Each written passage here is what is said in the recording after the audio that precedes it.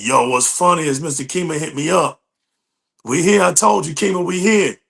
We here to do this damage. We here to give y'all what y'all Kima want.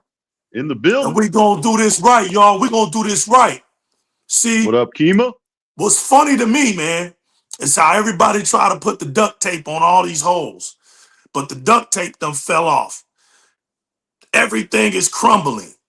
Now it's official. But, you know, they were quick to open up their mouths when the Xbox report came out, right? And Xbox was down 33%. But what's funny is how we get Sony's report and PlayStation is down 46%. All you're seeing is people right now with their pics of them buying new Xboxes. You don't really see people bragging about buying PlayStation. And the report reflects that with only 1.5 million sold. So we have a situation that hasn't happened since eons back in the day for PlayStation. This is the new devastating number report for the console sales. Now notice how console sales are becoming a much smaller title narrative for, you know, these donkeys out here. We get it. These Sony only fans, they are becoming less attractive to this thing because of their pocket wallets. But we already knew this was going to come. And the other most funniest thing that I see is that while they're not contributing to their console sales narrative, why they're not buying games is the biggest question mark. But here's the funniest part about it. They're still out here talking about Forza Horizon 6 like it's debuting on their console. They don't even have a date release yet, but they're just happy that the fact that the game is coming to PlayStation. But they're not. They're happy. They're more happy about that than they are being concerned about their platform crumbling. Now, I don't know in their little bitty donkey minds if they think that Forza Horizon as a franchise has transcended into this great cross-platform racer, right? Something that Gran Turismo is dreaming about that's been out since 1996. I just want everybody to understand the impact here, right? Let's look at the impact for a minute. Gran Turismo's been out since what, 1996, 1997? Forza Horizon's been out since the what about somewhere around what, 2010-ish era? Right around that era? It was because Forza Horizon was out during the late years of the 360. Mark me if I'm incorrect, Rez. The Forza series came out in the tail end of the 360. Am I correct? Yeah, let me see. It was on the tail end. Put out Forza 1. I want to let everybody see just how long the distances were to these franchises. 2012. I was right. There you go. Tail end. So here we got Forza Horizon 2012 to 2000, what? In a 10-year span, it transcended into a cross-platform racer. We know the facts. It doesn't have to be over there on PlayStation at all. It had 45 million players that played the game, that touched the game since just one title. Forza Horizon 5 had 45 million just on itself. Just on itself, without a PlayStation influence at all. At all. It's over 50 million, like a little over 50 million now since it's been on PlayStation 5. That's it. Ray Chi, you're right. Forza Horizon is a young franchise. Look, 2012, right? It took it only 10 years to do it. Gran Turismo still hasn't transcended that. It still hasn't. It still hasn't. So when you look at this type of situation right here, they're bragging about something that actually evolved. The fact that they're not getting it day one, they're bragging about it. They don't understand. By the time they get it, most people have played it, are going to be moving back on to Grand Theft Auto 6, they're not even going to buy the game. They're going to be playing Wolverine and Grand Theft Auto 6. I already told y'all this. So don't be surprised The reason why Forza Horizon 5 sold so well is because of when it dropped, they really didn't have anything. Now they got a decision to make. See, now Sony only fans are going to have to show people, do they truly really love Xbox exclusives? They're going to have to show that now. They're going to have to show that Forza Horizon 5 is more important than Gran Turismo 6. I mean, Grand Theft Auto 6. They're going to have to show people that Forza Horizon 5 is more popular than Wolverine. Are y'all seeing where I'm going with this? So stay tuned to that. Pay attention to that. Because if Forza Horizon 5 outsells Wolverine, don't look at me. Hey, don't look at me. And I'm gonna let y'all in on a little secret. Donkeys make up a very small percentage of the Sony only fan base. Small percentage. They are the percentage that do a lot of this and not a lot of this. So when you're on social media, laugh more. Don't ever feel yourself getting into a negative spot. Just laugh. Just know that they're there for comedy purposes. They're not, they're not even looked at. They're not even looked at. They're a very small percentage. They do more talking than anything. So upon that, we're going to start this show up. We're gearing up for another very, very, very exciting show. I hope all y'all continue to come in and show support. We got Spark 117 over here. We got Resident Gamer over here ready for the news. Hey, y'all, I can't wait to get this started. We're about to get this thing started. Oh, man, we racing out here, man. I got forces. Hey, Force out here in my neighborhood. Y'all hear them engines right now? Man, let's get going, y'all.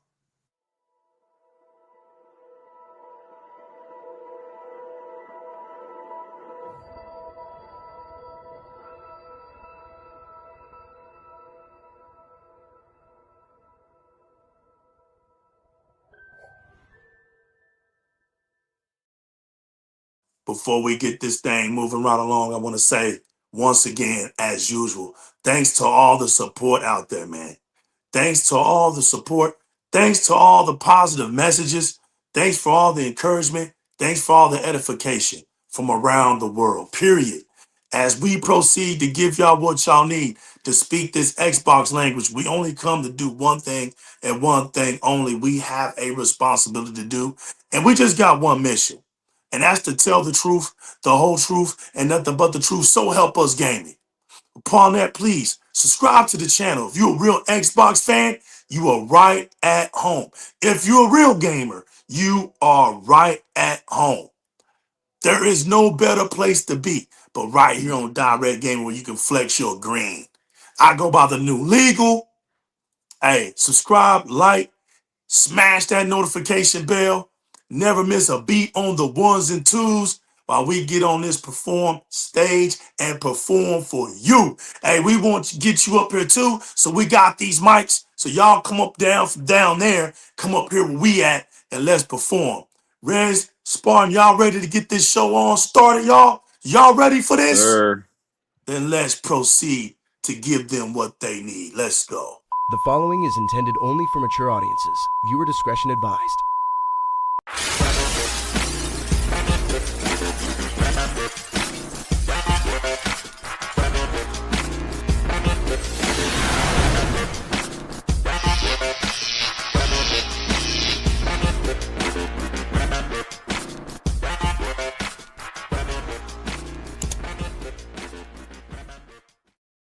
Yo, Rachie, can you believe that they hate me for telling them the truth? Can y'all believe that we're in a world where you get hated for telling people the truth? See, these PlayStation only fans would love legal to lie to them, but I just can't lie to them. And for everybody that's been supporting this channel, has to be like, how is legal doing this? How is it that when he says something, it happens? Rez, listen, I don't have a cheat code. I don't have no insider protection. But I'm just saying, y'all, like, if you pay attention real closely, you can see that PlayStation is turning into a flea market, little by little. And big bank takes little bank. Like I said, Xbox wouldn't be here if it wasn't for Microsoft. It wouldn't be here. Um, you gotta have a big bank to have Game Pass. Coming off the top rope. I love it. If y'all don't know nothing about Mary Poppins, then you're not gonna get this. But we get this. I know a little thing about Mary Poppins. I'm trying to get your name right. Mate 2, 6802. Coming with that euro, coming from that overseas money. Supercalifragilistic Xbox acidosis. Y'all don't know nothing about that, but I do. I got you. Mary Poppins in the building. An old classic show, man. We used to watch when we were children. Shout outs to that, man. I like that right there. I'm going to let that sit on the stage for a minute. We're going to let that sit there for a minute, man, because I like that. That's right, though. Xbox is blazing. Xbox is coming out swinging. Xbox is doing all the right things. Rez, I can't wait to see what all you done collected up with. We're about to get this thing popping. Yo, where did Rez go? He's hiding. Rez is I hiding. was waiting for you to finish. I was waiting for you to finish. He's clowning me. I'm taking too long. You know what? Just for that, man. We're going to smack it with the intro one more time. Just for that. For that. The following is intended only for mature audiences. Viewer discretion advised.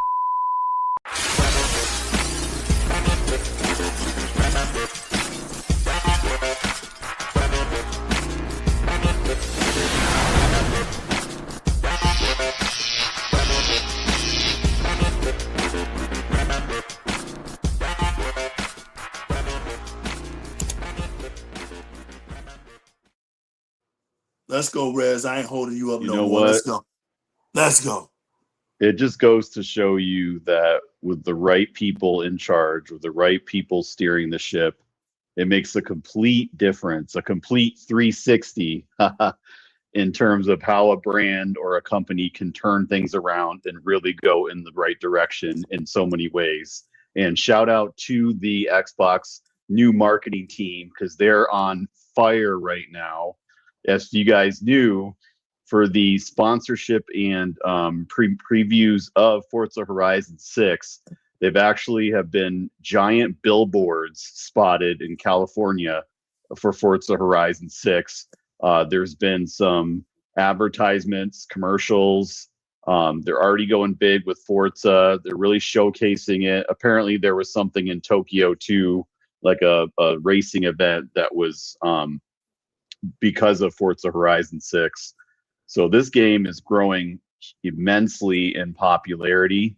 They're showing it off already with the console. That first new commercial, that YouTube video we saw showcasing the Series X and Forza Horizon 6. Just more work being done by the marketing team. Shout out to Asha for leading the way on that. We know that these sort of things would not have happened under Phil and Sarah's leadership. So it's good to see that these changes are already becoming full effect. Something we've been wanting to see, right? Capitalize, showcase more of the game, showcase the console more. They're already starting on that, right? There's a partnership we're going to talk about as well with Gears of War E-Day. Gears of War E-Day is partnered with the WWE for one of their big WrestleMania events happening in September. People are speculating that the release date for Gears is going to be in September to line up with the partnership deal. Just more and more evidence of what I was telling you about, Legal, of the fact that this is a whole new ball game. We've got a whole new team. Things are going to be completely different now, and we're already seeing the evidence in front of us. You just got to pay attention to the tea leaves, right? See the forest for the trees, and I'm seeing an immense forest, and it's growing and growing in full effect, thanks to the new leadership and new teams that are built. And what a genius move by Asha as well to bring in a fresh new head of product branding. She brought over a lot of her core AI team. It was announced a lot of leadership changes there. They're gonna make the product shine, and that's the way it should have been for the longest time. But now we're gonna finally see that happen. And man, what an exciting time to be an Xbox fan, right? Forza Horizon 6, I feel, is gonna do gangbusters in sales. I think it's gonna outperform 5. I'm gonna tell you that right now. I have a good feeling about it. I've already got the headset and controller pre-ordered. If you haven't gotten a chance, if you're a racing fan, check out the headset and controller. Really cool devices. Just waiting for Legal to cop it. You probably won't, but you know how's it going. But hey, if there was ever a time to showcase, I just might surprise you. the start of this new marketing direction they're taking. This is the beginning right here. So applause to them. This is a great start, right? And we're finding out too that apparently subscription services are growing amongst younger generations more so than the older generations.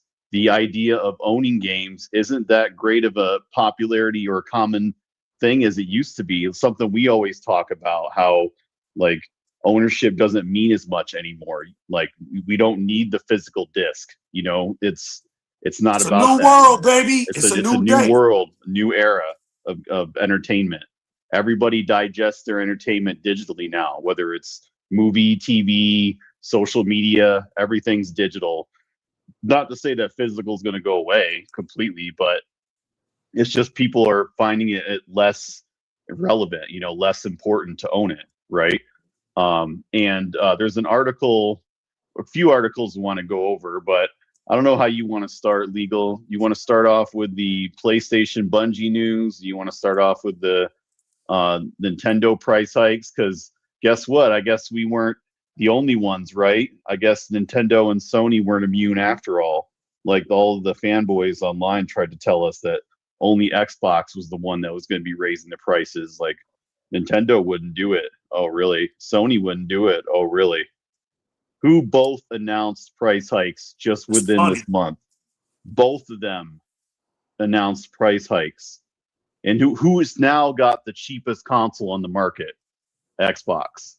Xbox is the best value, hands down.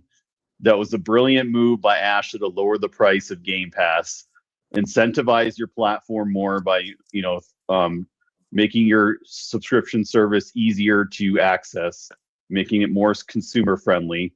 They've even got an ad-free tier now where you can, I believe, or I think it's out now or it's coming soon, where you can play the games, but you have to, you know, watch ads. But you know, like still, I mean, people watch ads anyway with their subscription services and with YouTube. So even though we hate them, we, you know, for what we get, I mean, we're willing to put up with them, right? In some way. Some people not, obviously, some people are not going to, but it's just another way of getting people into your service who can't quite afford the $20 or $23 a month, right? Or can't afford full price games.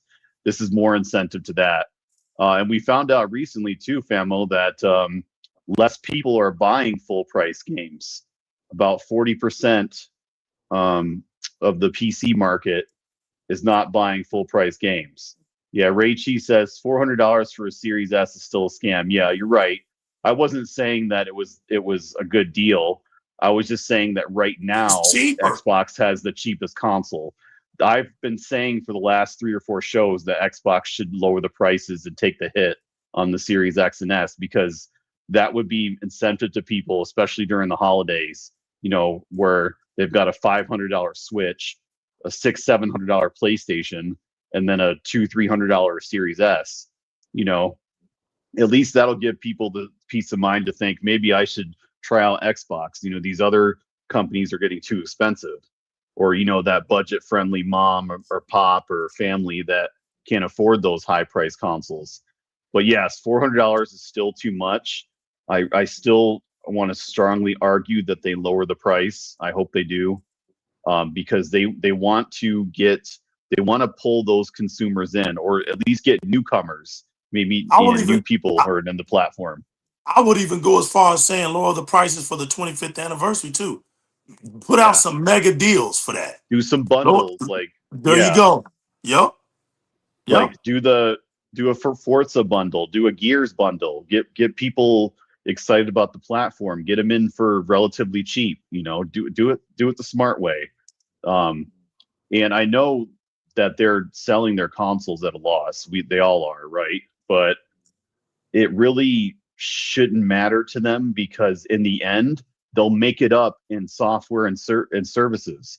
They'll make it up through the Game Pass revenue. They'll make it up through the game revenue, through the DLC and microtransactions. They can make it that revenue for that loss in the hardware. They really need to. Stanky says, in this Wednesday, we get a new Xbox start boot up. Facts, bro. More evidence that Ash is listening and she cares about our feedback. Look at that. People wanted the Xbox dynamic theme for their background. She delivered. They wanted a new boot up. She delivered. They wanted them to get rid of this is an Xbox. They got rid of it. And she's now looking at exclusives too, which is another big thing that some people want, right? That bring the identity back, right? Bring those strong exclusives, keep the live service still multi-platform, give people access to those games still, but anything new and single player should stay on the platform, right? And we're seeing results of that already. Legal can attest to this, but I've seen more people post about buying Xboxes than I've seen in a long time. Really, the mindset is really starting to shift. People are seeing like how ugly and nasty Sony is, and like how badly they treat their customers, their consumers, right? That negativity, that poor PR spreads eventually, right? People start to see it, and they understand that they're not getting a fair shake, a good deal. They're getting ripped off. So they're going to want to go somewhere else and find a better value, right? Look at Matthew says, 6 of my friends are moving over to Xbox. We are Xbox. Yes, sir. Forever. But that's funny. What a great platform, right? We've got so much stuff coming. We're 27 days away, guys, from the showcase. I know you're excited for that. I know there's going to be some unannounced games. We're going to get more backwards compatible games. You saw that list that was going around. There was a list floating around of the survey they did to find out what games that the fans wanted to bring back. So the Simpsons game, Hit and Run, that was always a big popular one. That was a big one, bro. We got to get that one back. That's the hilarious. Transformer games, the Gotta get that one Spider-Man back. games. Yep. Yeah, a lot of really good heavy hitters are going to come back to the platform. Use that Activision power. Use that Activision power. And we're supposedly getting remakes or remasters of some old Activision games like Prototype, for example. I heard there was some rumblings about that. So I do think they are going to access more of the Activision library. I think with Asha, they do need to explore that, because there's so many more games that they could tap into where they don't need to utilize their own studios. They can have one of the Activision or Blizzard studios or King develop these games. But yeah, we've got some other news to talk about too. There was some big Xbox news. I know that people are excited for Forza. It's coming out next week. I've already got my deluxe edition pre-ordered. I'm super hyped. I loved 5. And I will tell you that I actually stopped playing racing. Like before 5, I stopped playing them because they just weren't exciting to me. I just was never a big racer guy. Like I played in the arcade, but never like hardcore on console. But Forza Horizon really changed my mind. It was really that racing experience that I've always wanted. It was like an arcade mixed with RPG, mixed with adventure. You drive around Mexico. You do all these cool challenges where you try to hit off these ramps and get the little medals and stuff. And it was a lot of fun, man. I had a blast with it. I like the event races too. You could jump from one to another, building, like finding the barns. Like that was always fun, trying to find those.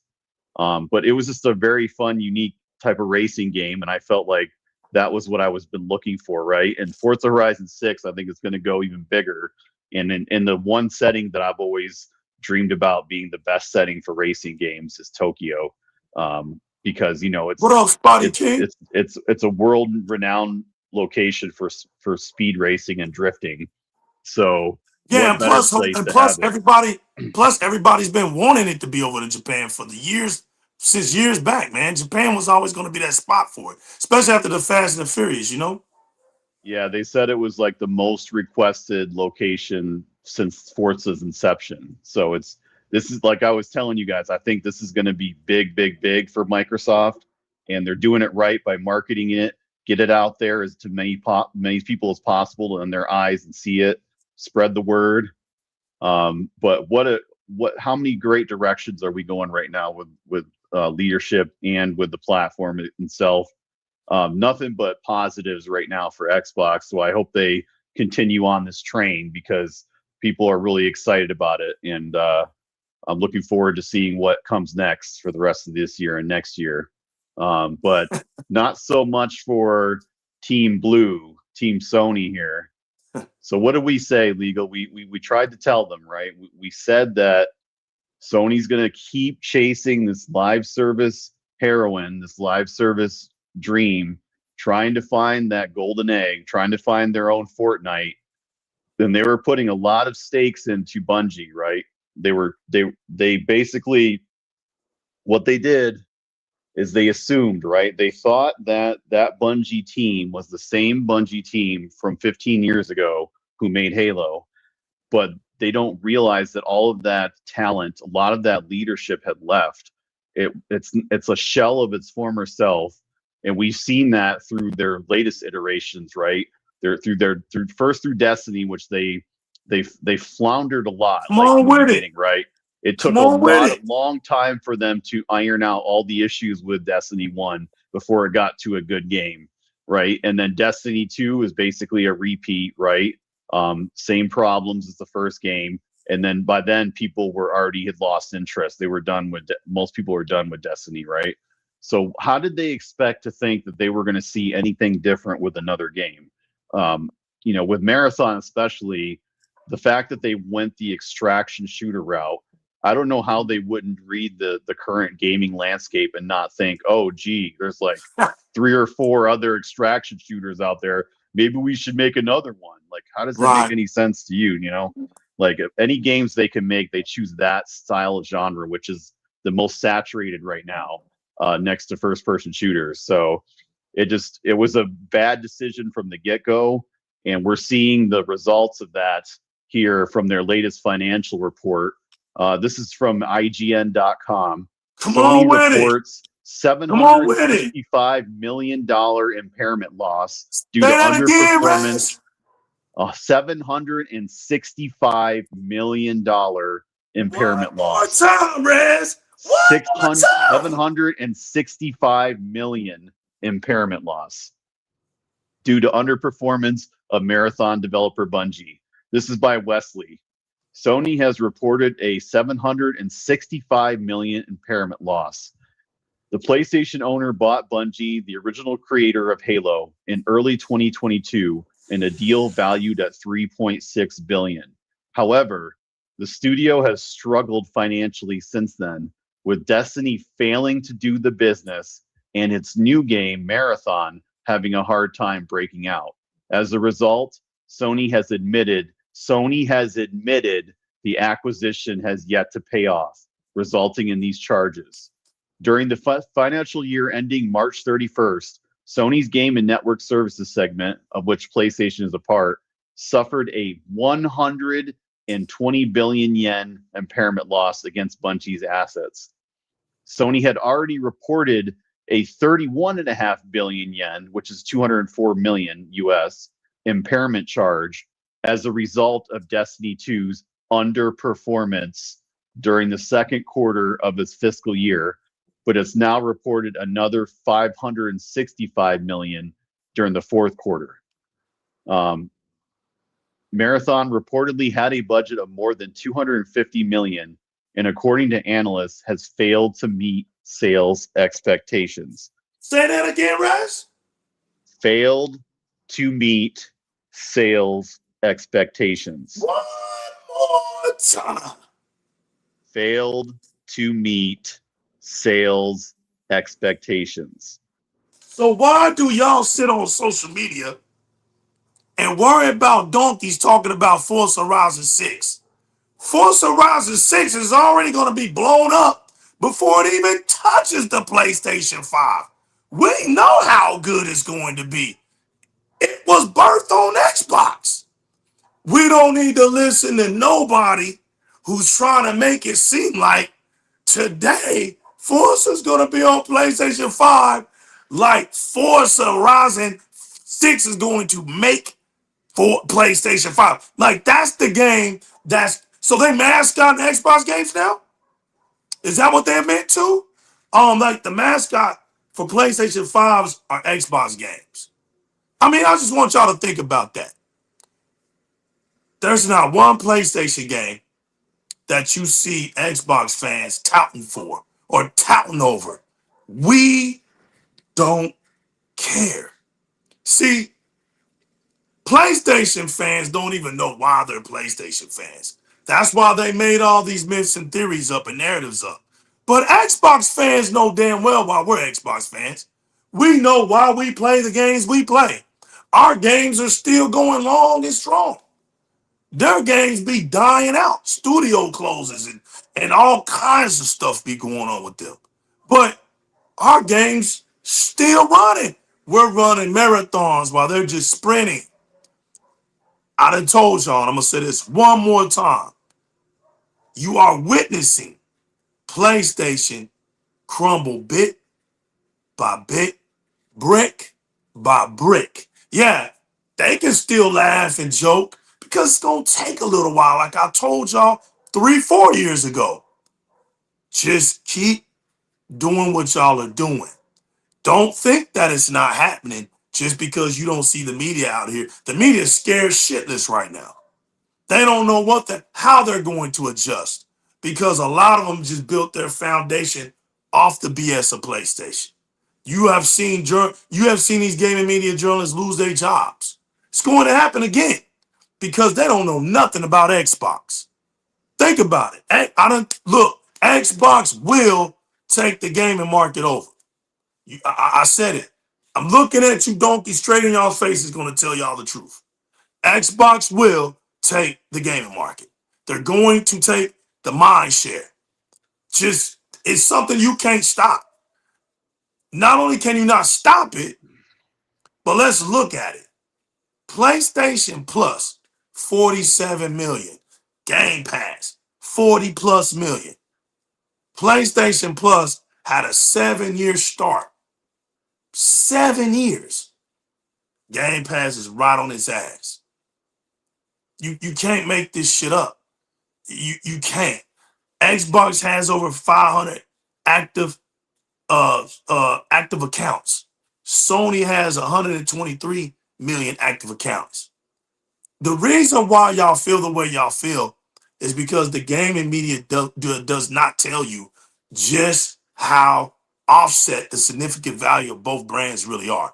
They keep it at a console sale because that's the only thing PlayStation has going for it. That's it. I'm sorry. That's one. Here's the other one. Revenue. Sony and its revenue. Look, man. Revenue is cool and all, but if your profit ain't that great as your revenue, who cares? Yep. That's what I'm trying to tell y'all. It's a who cares? Who cares? More bad news for the donkeys too. Oh no, don't tell me that, bro. So yeah, something we talked about, like they kept trying to tell us that they were going to get the PS6 next year, PS6 2027, PS6 don't do this to them. What? We told them to read. What did I say, right? Rez? What did I say? That? What year? What year? I want you to say. You said 2029. 2029. And so listen to me, if Sony was doing so good, why would they say something like this? So at the recent earnings call, President and CEO Hiroki Totoki was asked about how the PlayStation 6 might be impacted by the memory crisis. He responded by stating that Sony has yet to decide on when it will launch the PS6. Totoki responded by stating that Sony has yet to decide on when it will launch the PS6 or what it will cost. Pause real quick, Rez, pause. So I got a question. What platform's going to have the best version of Grand Theft Auto 6 on it? Helix, Xbox. Series X. Series S is going to be like the benchmark for PlayStation 5. I don't want to hear about donkeys talking about, oh, Sony has the marketing deal. No, let me tell y'all something. What's so funny about donkeys? They look and they brag a bag, right? And they look down in there and they start reaching down in there and they can't find nothing. So when they can't find nothing, they close their eyes and they start opening up their mouths and they get on their knees and they start doing all this weird little things with their heads and shit, right? And they just come out with something and say, it's Sony has the marketing deal, and they get on the phones and they get in their discords and they get in their little groups and they bonfires and they have these weirdo discussions. They say strange things and make strange chanting noises. And when they're all in agreement on what they're going to say, they say, okay, one by one, let's go out on the media networks and let's start just saying that Sony's going to have Grand Theft Auto 6 as the marketing deal. It's going to be an exclusive. They say that. And then you'll see thousands of them come out and repetitive posts saying the same thing. They're weirdos. But what I told y'all is this. It's a little trick that you just need to know about donkeys. And it's this. It's simple, y'all. It's not even hard. It's simple. Whatever the donkey says, it's the opposite. Okay? It's going to never be what they say it is. Okay? Because they're reaching out of an empty brag bag. They're looking down and they don't even know what's in it. They can't find nothing to brag about. So they just say stupid stuff. No, Sony's PlayStation 5 does not have an exclusive marketing deal with Take-Two. Nor is Grand Theft Auto 6 going to be exclusive to PlayStation 5 and all this other mumbo jumbo they say. You're right. AI slop. Told y'all. Don't listen to them. All you do is laugh. They're comedy. They're put here for comedy purposes. They're all going to fail you. Not one of them will stand tall in the end. They all going to fail you. You know why? Because some of them already flunked on Xbox. You want to hear something funny, family? They've already flunked you're on laugh. Xbox and they went to PlayStation and they're going to flunk there for you. Go ahead, Rez. Keep it going, man. Keep it hot in the pot, baby. There's reports from Nate the Hate that the next God of War game won't even have Kratos. It's not even about Kratos. It's about his wife. Why are people acting like here's my thing with Nate the Hate. Nate the Hate is another clown. Nate the Hate is another plant, right? Out of the Discord family, right? Where they just picked his dumb ass to say stuff like he's supposed to know something. We already know. We already know that the next God of War is gonna be about the wife. That's not new news. You get what I'm saying? I just think it's funny. How are you gonna have a God of War game with no Kratos? Because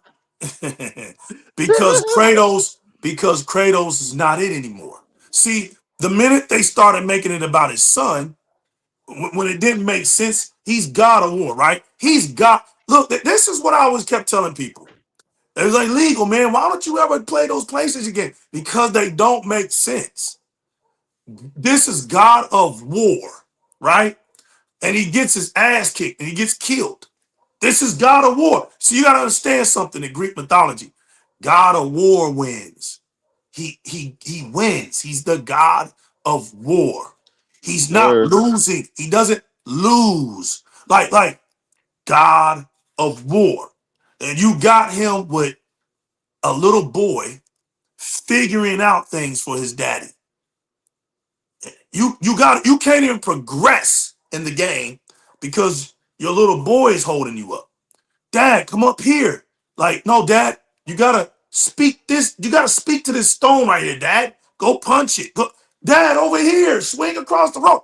I mean, this is God of War. And it's like you're touting behind a little kid. God of War. And now it's about his wife. Because I'm gonna tell you why it's about his wife. I'm just gonna tell y'all, tell you donkeys why it went that way. Because they have no creative direction. Nope. Simple as that. I'm gonna tell y'all what's going on with God of War. I'm gonna make it simple for all of y'all. The same thing that happened to Uncharted. No direction. No direction. Nope. Okay? Okay. I'll be even fair, everybody. I'll be fair. It happened to Xbox with my game, Gears of War. This old ass Marcus Phoenix thing was because of no direction. Bringing in JD and them, no direction. Kate, now Kate, I'm gonna put it like this: Gears of War Tactics was direction. Kate's story is direction, just Kate's story, because I thought her story alone, there wasn't no need for all that other stuff. Her story in depth is deep because she's literally the third generational queen of the Locust, and she doesn't know it. So I was thinking, like, let's focus on her. Let's look at what the Locusts are doing, right? Because her mom is next. I mean, when you look at what they just showed us in the future, right? Her mom is next with a whole new generation of Locusts and leadership in the hive. We see that. But you're dealing with a daughter now who knows she's the queen and is hiding it, right? Because her mother, when she was down there telling her mother was acting like she was gonna die, her mother didn't die. We already knew that. Kate cut her loose. And her mother was telling her while they were down there that I'm the new Locust Queen and you're my daughter. So if anything happens, and we already know that she can look through her daughter, right? We know that they have that communication thing. So it's like Marcus Phoenix said, it's like the internet connection. They're connected. They can. This is why Mira could talk through the Locust throughout the tunnels and up on the landscapes, because they're all connected. So her mother can talk to the daughter at any time she wants, psychologically. So if Kate can be an espionage, she can play espionage for her mother. That's a big deal. While she's with the squad, this can go deep, but they have something already in the future that they can lean on. They don't even have to rush that story. So we already know that this Gears of War thing isn't even nowhere near at the end. We already know that, right? But we're going back in time. They're taking it back in time to where the story of Marcus and Dom is at, because they see that Dom is important. There was a mess up with Dom. Taking Dom out of the game really messed things up for players. It really just messed things up. They didn't see it at first, but I think they see it. They don't have to go in that direction, right? They don't have to go in Gears of War 5 direction. Every developer can have their own creative line because Gears is just that big. But I think if the way they're going right now, with all the things that they might have thought that, hey, we might not need to do that. We should have stayed right here. My opinion was Delta Squad and the whole universe of Gears of War, unless you're talking about a specific timeline, they should never get old.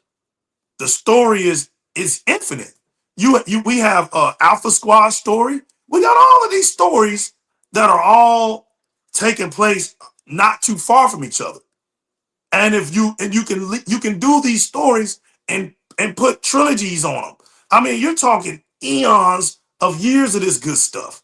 Same with Halo. Halo has we don't have no room to rush anything. Bring General Johnson back by AI regeneration. Because if you know the universe, AI regeneration is in Halo. Well, how do you think he appeared back in Halo 2? He even says it. It's even said in there how he came back. Bring the guy back. Bring that feel back. Bring that culture back to Halo. There's just some things that can happen within a series that can make a series non-attractive anymore.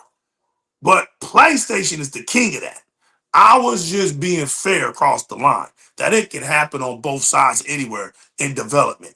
But God of War has failed to continue on a creative path, because when they gave Kratos, when they gave the word war a title that's minuscule now for him, they ruined it. He's supposed to be like a Hulk, you know, like he's a war god. He's supposed to be destroying up stuff. Yo, we got some more great news coming on DIRREC Gaming from Spotty King, coming off the top rope. My man's coming off the top rope with the giving straight from the dungeons of the super chat. And it reads, God of War Ragnarok, aka God of War Escort. Over here, Dad. Facts. It, even though as funny as that is, right? 100% facts. It's God of Escort. Now it's God of Wife. It's God of Wife. The word war has been diminished. And you can't make this stuff up. You literally can't make this stuff up. No crit. So it's a cover up. So they're probably like, let's do this. And then we're trying to figure out what can we do to make the next step. And I'm just here to tell y'all again that God of War, the wife, is going to flunk. This whole era of flunky stuff has not been something new for the new league. I told y'all. There's a generational switch that has happened with PlayStation. You have people that are growing up in their lives, that are doing other things in their lives. Gaming is not priority like that. And you have to prepare yourself as a gaming company to know those things. I'm gonna say this again. The problem with PlayStation is that, and it's their fault, they trap themselves into their own entrapment, put it like that. They was bragging about those single player cinematic experience games, right? They bragged about that. Actually, the smoke and mirror about that was they knew they were not creative anywhere else. I'm just telling you why they did it. They knew they were not creative anywhere else. So they just bragged about something that they had to keep doing, right? So when they did that and didn't focus on what could really bring the change in, when the change has come, now they look way behind. They are way behind what everybody else is doing, even what Nintendo's doing. I mean, because as bad as Nintendo the Switch 2 is right now, they're going to always have Mario Kart to sell. They're always going to have Animal Kingdom to sell. And they're always going to have Pokemon to sell. And they're always going to have a movie to sell. Sony can't say that. Sony's movies flop. Their exclusive games flop. They don't have many live service games because they don't even make it out. They die. If they don't make it out, they die right on arrival. Then they don't have the fan base that buys games. They don't have a great service platform. It's cheap because it's cheap. They don't market strong anymore. They don't have any big show events anymore. They're very shelly right now. They got lawsuits upon lawsuits right now. And I know it's got to frustrate them to look and see that the only thing that their fan base is talking about is Xbox games. That's the current condition of the PlayStation brand right now. That's the current condition. And you think that people around the world who don't even play PlayStation games, see what I'm saying? The world, you go down the world list, PlayStation games ain't even on it. They're not even on it. And so what you're seeing, thanks for that love, Spotty King, by the way. So what you're seeing is that you are seeing a community that's been babied years after years after years after years, right? From a gaming media that was PlayStation fans to begin with. Shouts to P-Lump in the building. They were already PlayStation fans. G4, they came out swinging as PlayStation fans. All they did, they saw that, hey, let's expand. So let's get some people to go over here to the Xbox side. Let's get some people over here to talk about Nintendo, and they just spread it. It's not about the culture of gaming with these guys. Okay? It's not. They're going to put their light bill first before they put you first. So they're going to do what they got to do to pay the bills first. You, the gamer, though, is different. You paying your own bills. You're buying the product. So your opinion matters because you're putting the investing time on your console. You're putting the wallet in there. You're playing it. You don't have no hidden agenda because it's already there. You don't have a platform where you gotta pay light bills on. You're not bought out from other companies for the media purposes to get likes, to draw media shares. You're not there for that. You know, you're playing video games. You don't get paid for turning on your Xbox. They get paid when you click on their article. They get paid for that.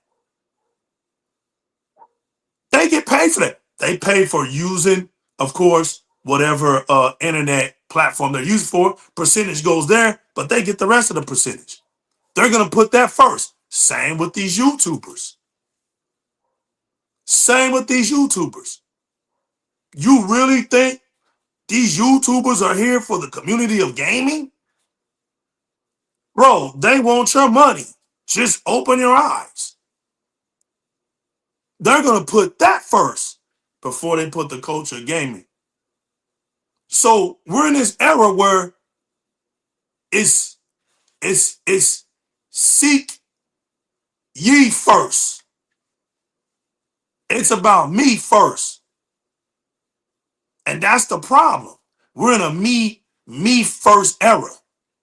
And so when we got all these distractions that are keeping people right off the PlayStation, right off the Nintendo, right off of Xbox, right off of PC, right? They told us the gaming industry is hurting. It's not healthy. Okay. What's the problem? Oh, we see it. These kids are distracted. We can blame it on TikTok. We can blame it on YouTube. We can blame it on Netflix. Okay. But what are you going to do about it, the gaming industry? What are you going to do about getting people back to video games? It's simple. Take it back to the gamers. Because if you don't show us that you're going to take it back to the gamers, then we ain't going to believe that the industry is hurting that bad. It just needed to be said. Oh, okay, we're not making 4 billion, but we're making 2.5 billion. The industry's hurting. It's hurting.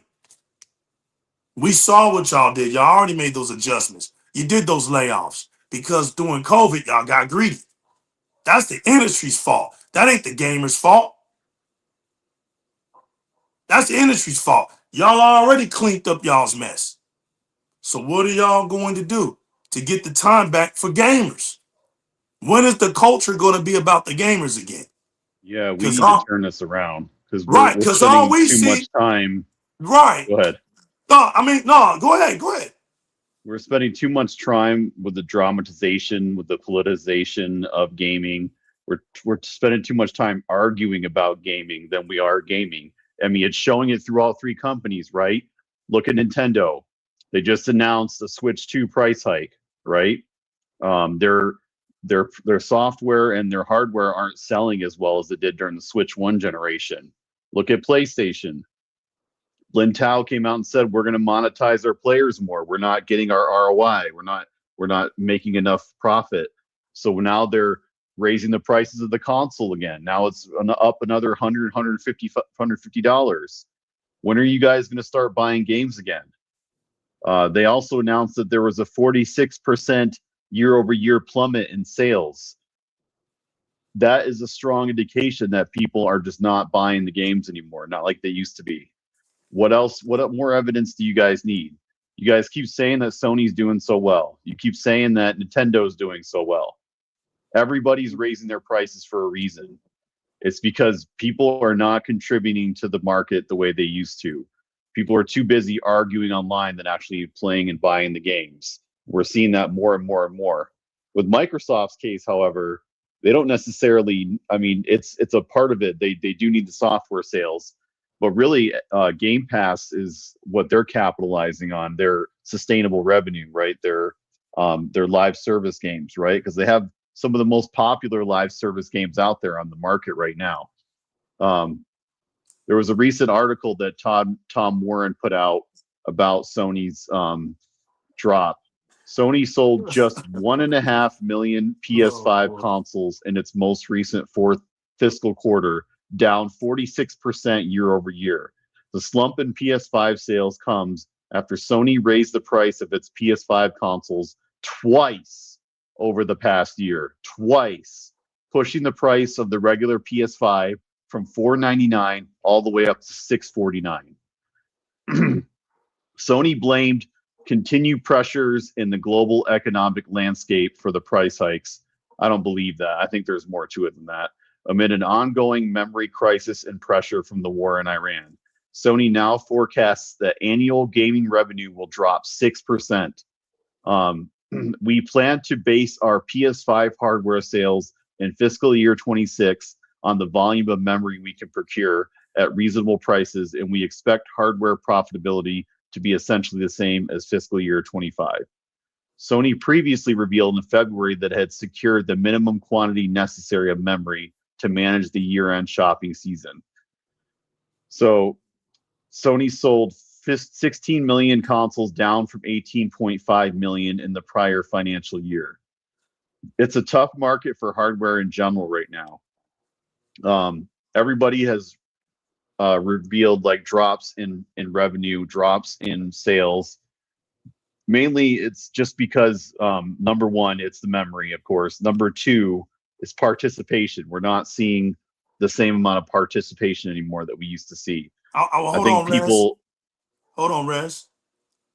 You Ron see the difference Slusher between says gamers don't care about console I'm sales. about to elaborate on that. You see the difference between Cygnus and Ron Slusher's comment? Cygnus is exactly a traditional donkey that thinks console sales. See, I told y'all where they're at. Y'all still don't believe me? This was a perfect example. I'm gonna show it. Look, this is what donkeys care about. That's what donkeys care about. Right there. So my question is, he has yet to learn, right, that the console sales is not going to save the platform. Because he heard it from me years and years and years. Me and Cygnus are no strangers to each other. But when you see them do this, this is their diaper. This is their new diaper. This is their pacifier right here. See, to him, the metric of success is 100 million console sales. That to him, that's saying, well, look, it's still sold. He's still with the Nintendo fan logic, right? And I told y'all about that Switch too, right? So what if the PlayStation 5 doesn't sell as much as the PlayStation 4? That's a failure. See, the metric, the success story is when you sell more than what you previously put out. See, when you're dealing with sales, you have to exceed your previous sale for things to be a success. If I had 100 TVs, right, and I sold all my 100 TVs the first time around, second time around, I only sell 90. I ain't tripping. Third time around, only sell 80. Fourth time around, only sell 65. At some point, as the sales keep going down, you as the distributor have to start saying, look, we are devaluing. We have to think about another way to generate money because the console sales metric is not successful. If the console sales metric was successful, you would not see you rather not admit that nobody's buying the PlayStation 5, Cygnus.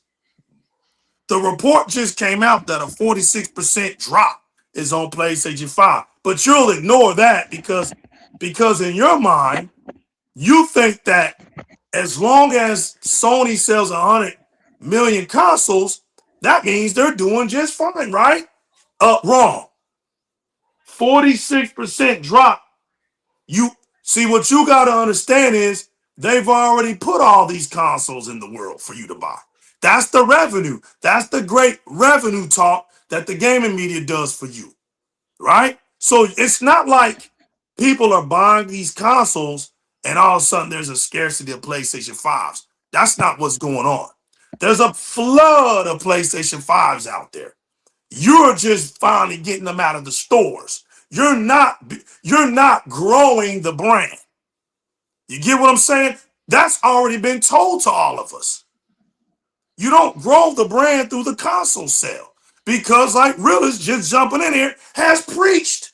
We done heard Realist preach this sermon so many times where he done told y'all that the console sales have already reached their plateau and it can only be about 300 million. If everybody did perfect, in a perfect world, Xbox sells 100 million, Nintendo sells 100 million, PlayStation sells 100 million. That's a perfect world.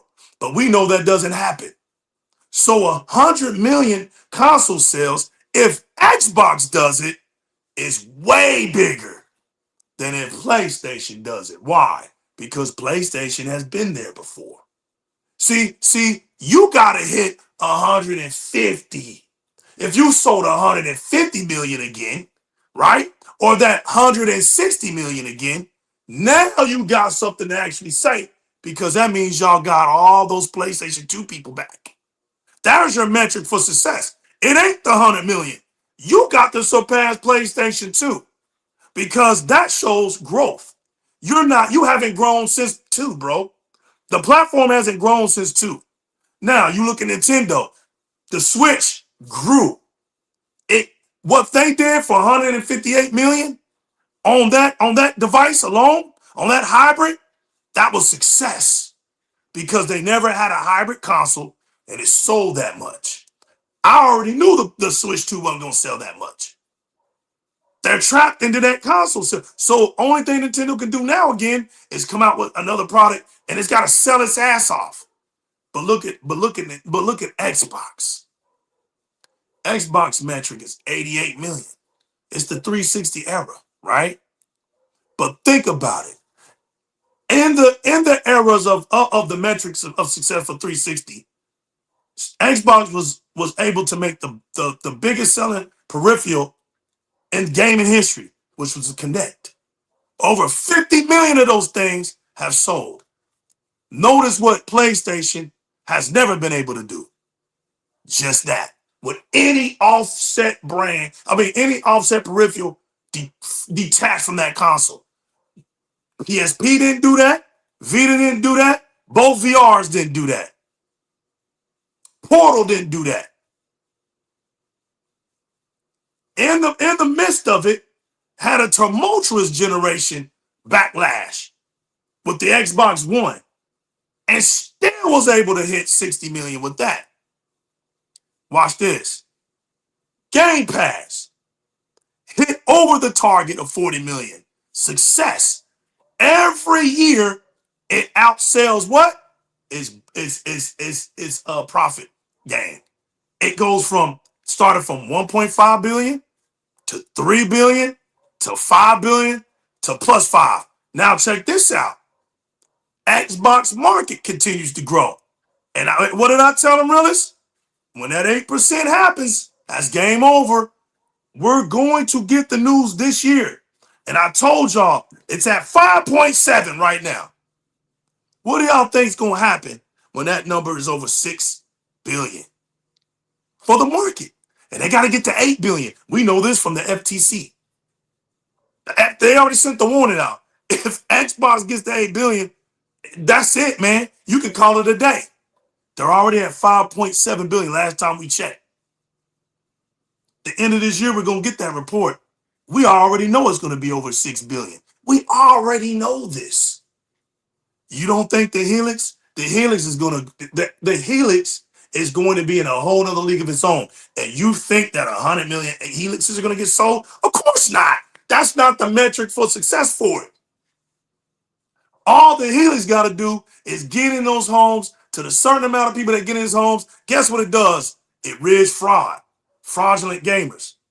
See, the fraudulent gamers are going to go bye-bye for the Helix. There ain't going to be no room for fraudulent gamers in the Helix world. You're going to gain Steam gamers. You're going to be able to join them, right? And as Steam gamers have a choice, Steam Machine or Helix, we already know what they're going to pick.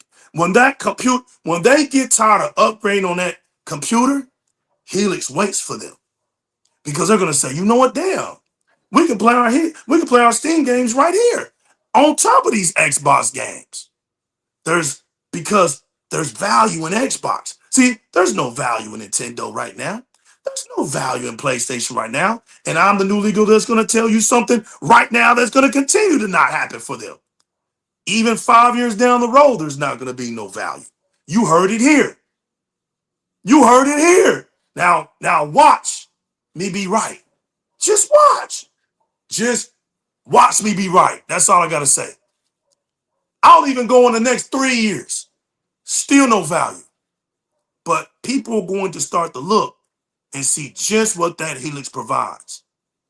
And damn, whether it's 900, 1,000, 1,100, or 1,200, they're going to look at that and say, I'm paying 3,000. I have to pay 3,000 to get just that.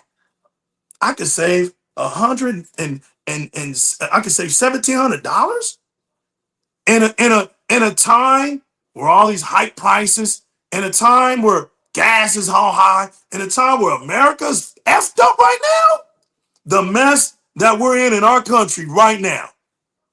The only thing that you got to do is make that wallet look attractive, and you sold your product.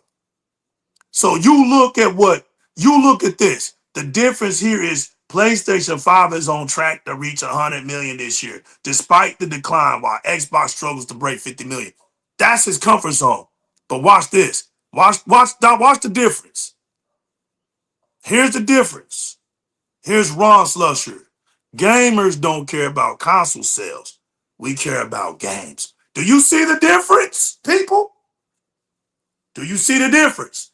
Now, do PlayStation... Seeing the interest in Sony games at the lowest point ever. At the lowest point, that's what I have to say. Now, look what just happened to Soros. Look. There's no interest in Soros. Look what just happened to the other games before Soros. Goes to Yote. They show you what's important to them. Nobody cares that y'all are buying these. Now you're not even buying the consoles. And he's saying they're on track to hit 100. Look. You're only selling 1.5 mil, and you on track. He's saying we're on track. They're not even outpacing the PlayStation 4, but we're on track. Notice he didn't tell you when they're going to hit 100 million. Notice, and that's exactly why you're not getting the PlayStation 6 no time soon. You are the problem. People like you, Cygnus, are the problem for the PlayStation brand. It's people like you. It ain't us, because we can care less. If no game on the PlayStation 5 doesn't sell, I don't care. I ain't waste my money on the product. But it's gamers like you. PS6 will be over 1,000, but will be severely underpowered from Helix. Yep, that's true. Yep. There's going to be no value in it. They're already mad at the price hike. Striker's right. Striker is right. If they already mad at the price hike, they're not even going to go buy the PlayStation. The PlayStation 6, good luck. I bet you won't be saying 100 million with that PlayStation. Watch this. Here it is. Here it is, y'all. Y'all ready to hear this? Doomsday has now come for the PlayStation brand. Doomsday. There's no more. Remember when I told y'all this generation they're going to fail you? Doomsday comes after failure. Nobody is going to say, nobody in their right mind is going to look at you with a straight face and say the PlayStation 6 at $1,000-something plus is going to sell 100 million consoles. Cygnus, I'm here to let you know right now, this is your last hurrah. Enjoy it, my friend, because your console, which is not a big tech console, has entered into a ring where it doesn't belong. See, PlayStation belonged in a world where things were simple, right? Where things were easy to do. And now that technology is here, right? Which y'all don't like technology because you know that Sony's not going to give you the best version of it anyway. Y'all don't like it. But for everybody else, they love it. They want technology. And so you are the ones that come out and say AI slop. Y'all downgrade technology. Your console never was good with technology to begin with, so we get it. But there's going to be no value. And that's the doomsday for PlayStation 6. You're going to die by the same sword that you brought up today on Direct Gaming. You're going to have to fall on it. Next generation is it for you. That's it. Because you, just like every other donkey out there, put the metric for success as console sales, and you failed to even ignore, you've ignored what Sony told y'all, that we ain't even talking about console sales anymore. When we're at these meetings, we're trying to figure out how to get people to play our video games, engage on them. Y'all still come out here with this false doctrine. You know They've better. said it's not a valid metric anymore for success. It's not. They've told It's you. not. When are y'all gonna Why get do you over think that? they're raising the prices of it? It's not enough. Yeah, if the metric was console sales, right, they would lower that price and just hit that number. They hit the number. But Sony is saying, you know what? We got to get as much in this tank as possible. We're losing all this money. We're losing all this money. See, you rather come here to Direct Gaming, though, to get the truth. So I appreciate that about you, Cygnus. Because your Sony OnlyFans YouTube channels, they're not going to tell you the truth. You and I both know that. But you come here because you know you're going to get told the truth. I ain't never lied to you. I'm generous, as Realist would say. Legal, you're too nice. You leave hay bales and carrots down on the ground for them. I do. I do. They come to Direct Gaming, they can graze on Direct Gaming. Guess what, Realist? Our fields are green too. We got green fields out here, green pastures for them. They just can't come into the fortress. They out there galloping around in our fields. We got hay bales and carrots for them. We know that they sneak over here to get truth. They waiting for legal to be wrong. Legal ain't gonna be wrong because I see right through y'all. I've been seeing right through y'all. Way back in the early 2000s, I saw right through y'all. Y'all was clown work back then. There ain't nothing changed about y'all now. Same clown work today. And Usher 4 games is exactly right. And it's shipped. Y'all still don't understand the difference between ship. But I did nail that for them already, Usher. I told them they're already out in the world. These consoles have already been put out in the market. It just has to be sold. Sold to the customer now. That's it. That's it for PlayStation. And what Raz told you today was that's not even happening now. That number has dropped so significant, 1.5. That hasn't happened in over 25 years? Something like that. They're at an all-time new low. So you should be worrying about what's happening right now. Forget a projection. Forget trying to make people feel good that, oh, you know what? One day we might hit 1 million. Even if you do hit 1 million, you're still struggling. The console sales are sold at a loss. That's not a metric of success when your video games ain't selling. When you can't even grow your live service plan. You can't even grow PlayStation Plus. It stagnates around 47 million. Y'all ain't doing nothing. Good luck, next generation, bro. You literally roped yourself on this show, and that's the sad part. Because you know we could put money up on that. You know, next generation, there ain't 100 million sold of nothing of PlayStation. 4 game says it's shipped, not sold. Yep, you're right. It's true. It's only shipped. They didn't sell that many. No. And another big thing too that we're finding out, and it's not surprising to us, right? We always said that digital and subscription services are the future, right? And I think this evidence of all these downward trends with all these companies with hardware sales and with just revenue in general is I think people are looking for more value, right? They're looking for more budget-friendly options. They can't afford to buy full-price games. In fact, there was a study recently done that stated that 62% of gamers no longer purchase full-price games. This was from an article from Windows Central. Is Xbox Game Pass finally making sense? This is by Adam. Anyway, Game Pass is good, and I still buy games if I enjoy them enough. As someone who is technically Gen Z, I suppose I have at least a little authority to talk about this newly conducted study claiming that number. For those who are unaware, Gen Z was born between 97 and 2012. But before I dive into that, let me break down that study. While the report surveyed multiple generations, it did focus on younger audiences and how Gen Z in particular engages with entertainment, subscriptions, and gaming habits. One of the biggest findings claims that 62% of respondents no longer purchase full-price games, with audiences increasingly shifting away from ownership. This is for you, Cygnus. Audiences increasingly shifting away from ownership and instead rotating through whatever they're currently playing. Alongside this, the report describes subscription services as more of a discovery engine, with younger audiences, particularly Gen Z, appearing far more comfortable with the idea of subscription-based entertainment compared to older generations.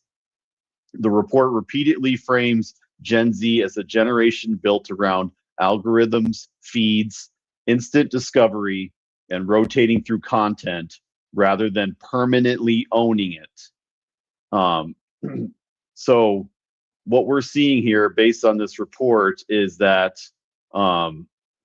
looks like for Game Pass, for PlayStation Plus, and Nintendo Online, Game Pass, over almost 30 or about 30% of Gen Z have a subscription, as opposed to millennials, which is under 25%, Gen X at about 10 to 15%. For PlayStation Plus, Gen Z is at almost half that, 50%. Millennials are at about the 35 to 40%, and Gen X is a little under 25%.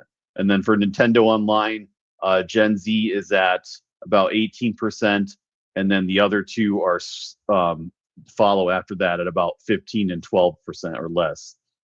So the build for owning the discs, for owning the boxes and the instruction manuals are no longer relevant anymore. These newer generations don't care to own all their games. They'd rather just experience them and be done with them, like through a subscription service. And we always said this was coming, right? We knew that the age of physical media was dying. We knew the digital age was getting stronger and stronger. In fact, 80% of the market, or about 80, I think Matt Piscatella said about 80% buy digital now. So that's an almost dominant 100% shift. And I think it's just going to get more and more like that. I think physical collecting and physical media owning is going to become more and more of a smaller fraction of the market, and it's going to become a niche thing, like collecting vinyl records, for example. But this just goes to show that subscription services are getting more popular. They're growing, especially among the younger generations. I love Game Pass as a Blockbuster and Redbox kind of guy. I never cared to own all my games because a lot of it was budget, of course. Like I couldn't afford to own all the games, but at the same time, I was like, do I really need to own all the games? Because once I beat the games, unless it's got like some sort of sentimental value or it's important to me in some way, I don't really care to own it. Whenever I beat it, I'm done with it. And so I thought this was always a great thing, and people would turn out to it eventually. People would see the value in that, and having a whole categorical shopping cart or shopping venue to access any type of game you want at any time for one low price. That's why Netflix did so well, right, when they first came out. That's why a lot of different subscription services are successful, because like people like to have that sort of access, right, to play whatever they want, not have to spend 70, 60, $80 per experience. They get to experience hundreds of games for that low price. I'm actually surprised Steam hasn't done something like that yet with their games. But I'm thinking, like, for me, Game Pass is the future, and it's the value is growing and growing. They're constantly coming out with rewards. Like, if you guys look right now on Microsoft Rewards, if you do a Bing 7-day search, you get the first Mortal Kombat movie for free.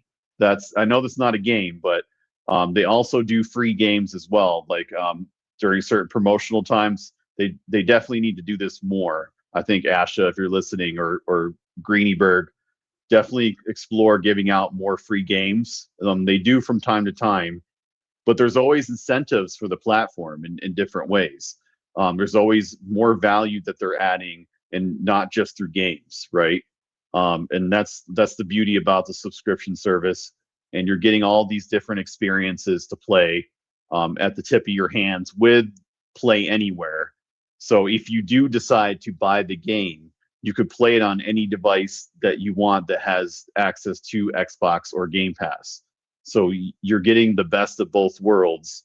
And when Helix comes out, Helix is going to be even more of an incentive to subscribe, because you're going to get Game Pass, you're going to get Steam, your Steam library, you're going to get Epic, you're going to get GOG, you're going to get access to retro games, PC mods, pretty much everything that you would want as a gamer, like in one device. And you also get the beauty of Game Pass too, running on the best hardware, the best hardware ever in a console generation in history. It's going to be the greatest technical leap that we've ever seen, and that's something to be really excited for. So it just goes to show that physical media is not the same that it used to be.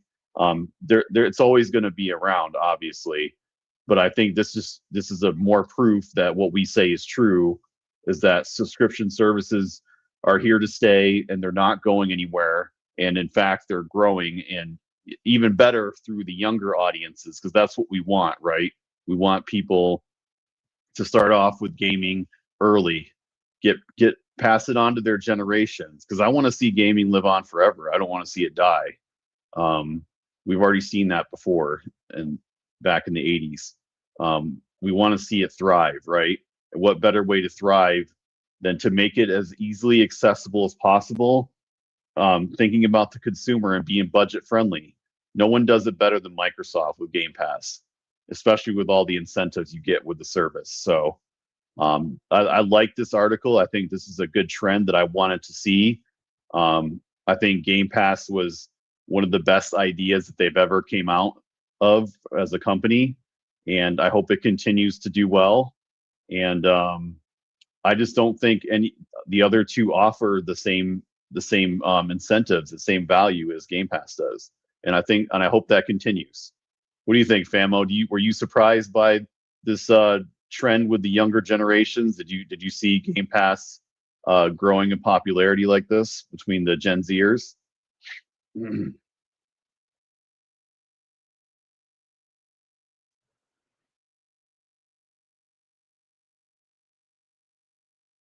Oh, legal stepped away for the moment. That's fine.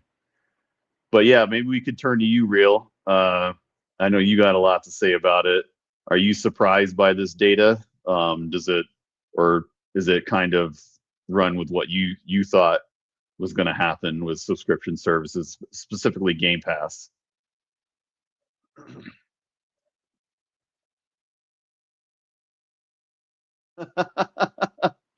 All right, Realist doesn't have anything to say on that, I guess. But we could move on to something else interesting. Remember when we were talking about at the beginning of the show about how the new Xbox marketing team is already thriving. It's already making big moves. And this is a huge move in my opinion, because a lot of gaming fans are also wrestling fans.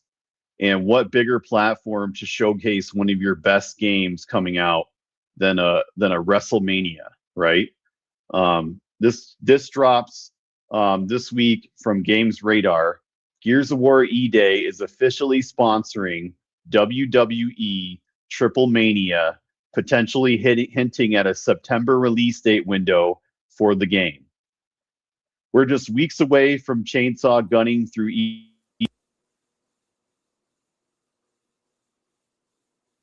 but a new hint at its potential release window comes from the unlikeliest of places. Lucha Libre and WWE today announced that its pro wrestling mega event, Triple Mania 2026, will take place over 2 days for the first time ever on September 11th at an unannounced location and September 13th in Mexico City. The event's sponsor, Gears of War E-Day. A sponsorship is by no means concrete and confirmation that Gears is coming out in September, but I think it's safe to say that marketing will have properly ramped up by then if the flagship Xbox game is going to be plastered across one of the biggest wrestling events of the year.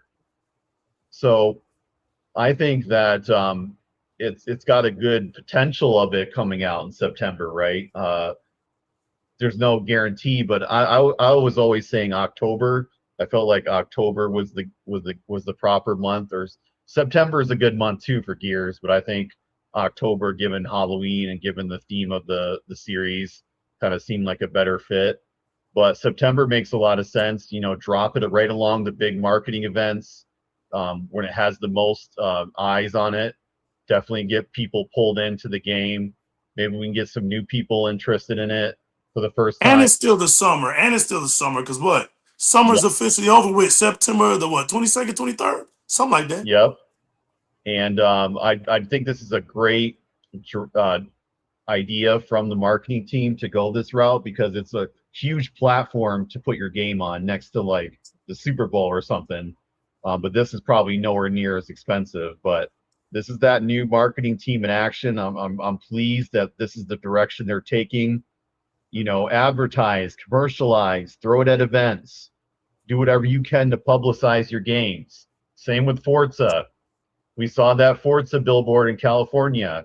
Keep doing stuff like that. Keep showing off the games as many places and as many areas as possible in different forms of media. Show off everything that's great about the games and what's great about Xbox. So I love that they're doing this. This is a great idea. Shouts to everybody new in here that we haven't seen before. Shouts to Freeze Diamond. All of you guys out here that we haven't seen before or just hasn't been welcome into the chat.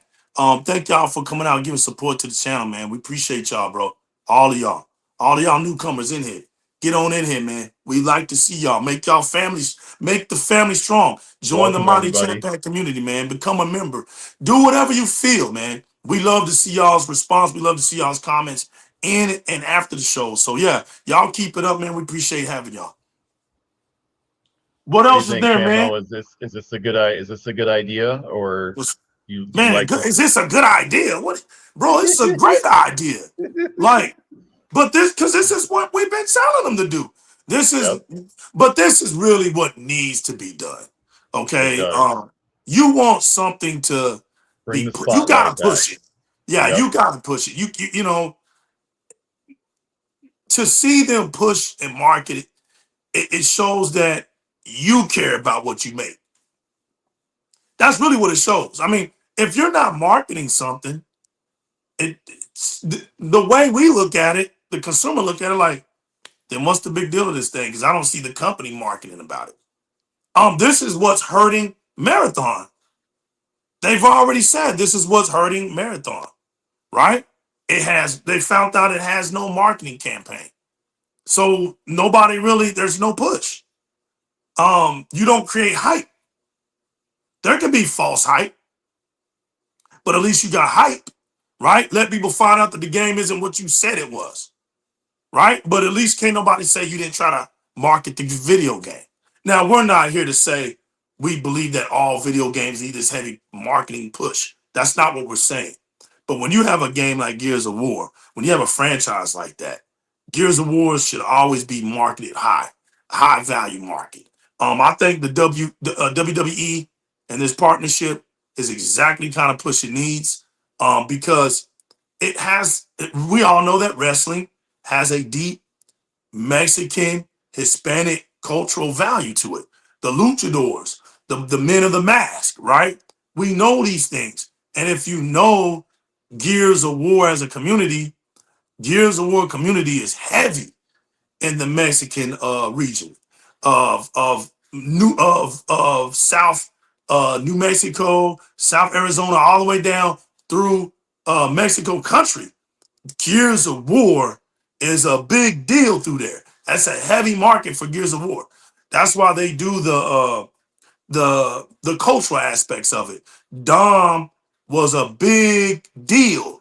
That's why I said they realized when he got killed off, they saw the demand to bring something back of Dom. That's why the zombie Dom had to come back. Dom skins had to come back because it was them.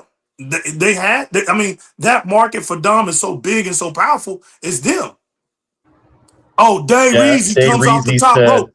Yeah, go if ahead. we lose COD, we won't survive. Jim Flying Ryan. It's true, man. Like, he was right on the money.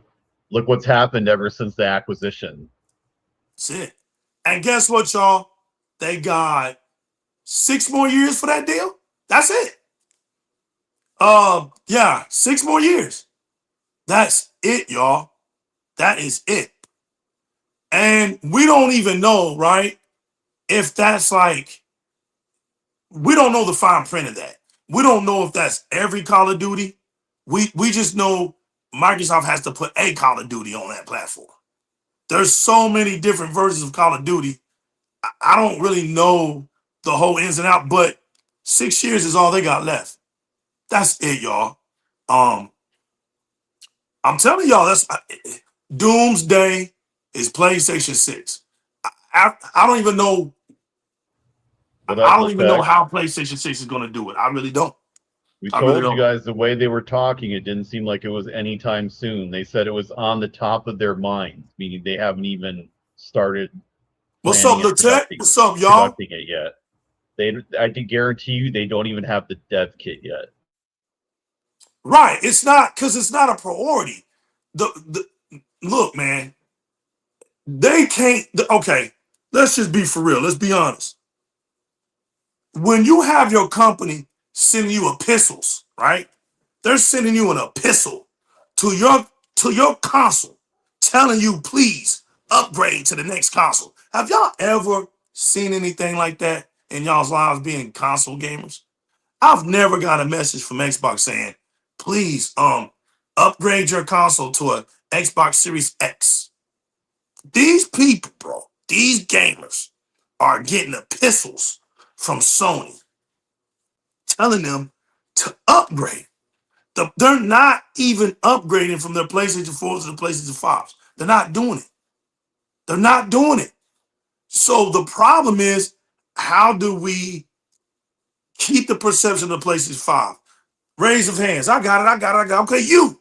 What do you say? Oh, we need to expand it.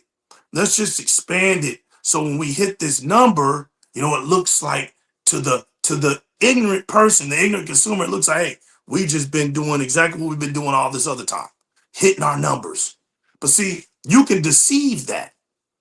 When you stretch it out, you can deceive that, right? Okay, I'll put it like this, right? The new legal can get to California as long as I'm walking to California, right? And I can tell you I can get to California.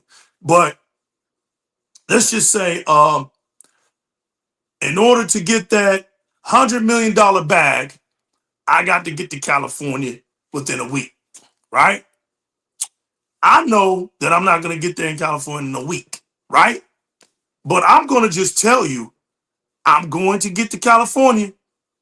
And you're going to know, well, as long as legal's going to California, eventually he's going to get there.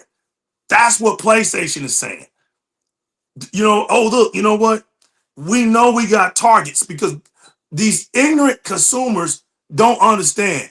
There's deadlines. That's why things are in quarters. Financial reports are in quarters throughout the year because you have a projection of how much money you're supposed to make within each quarter. So that's why one quarter could be a failure, right? But the next quarter could be a success. Now watch where I'm going with this. The next quarter could be a success, and then the next quarter could be a failure. Well, there's only There's only 4 seasons in a year. No matter how you break it down, you can do 3 4s or 4 3s. It doesn't matter. What matters is at quarter 4, because everybody has a quarter 4. Did what you did in that whole year, was it in the plus or was it in the minus? That's the bottom line. So, well, legal, then why don't they just do that? Because things transpire within the years. So they break them into quarters. The reason why they break them into quarters, people, is because if you understand any company, you know that you would know where they get their money from. They get their money from other people who have a whole lot of money, and they go to the boards, they go to those meetings, they sit down, and they are in those business calls, and the company has to show or tell what their projection of what they're going to be doing that year. I'm an investor, I'm listening to you, and I say, you know what? These are pretty good ideas. So I'm gonna wait. See, I'm gonna wait the first 3 months and just to see how what you're saying is going. If by the second quarter I see that what you told me is looking good, then I'm gonna reach in my pocket and throw some money in your company. That's it. When you see financial reports, it's for the investors. And if an investor is saying, well, just how bad you want this to happen, and they're over there like, please just look, we're gonna do this, we're gonna do this. And the investor will say, look, but we've been giving you this amount of time. That's why sometimes you might see something get prolonged. Because they're coming up with maybe just a little bit longer. Okay, well, it ain't quarter 4 yet. We'll give you some time. It gets further on down the line, and the investors say, look, we don't put our money into this thing and we're not seeing nothing. Okay, you're just gonna have to bring it out.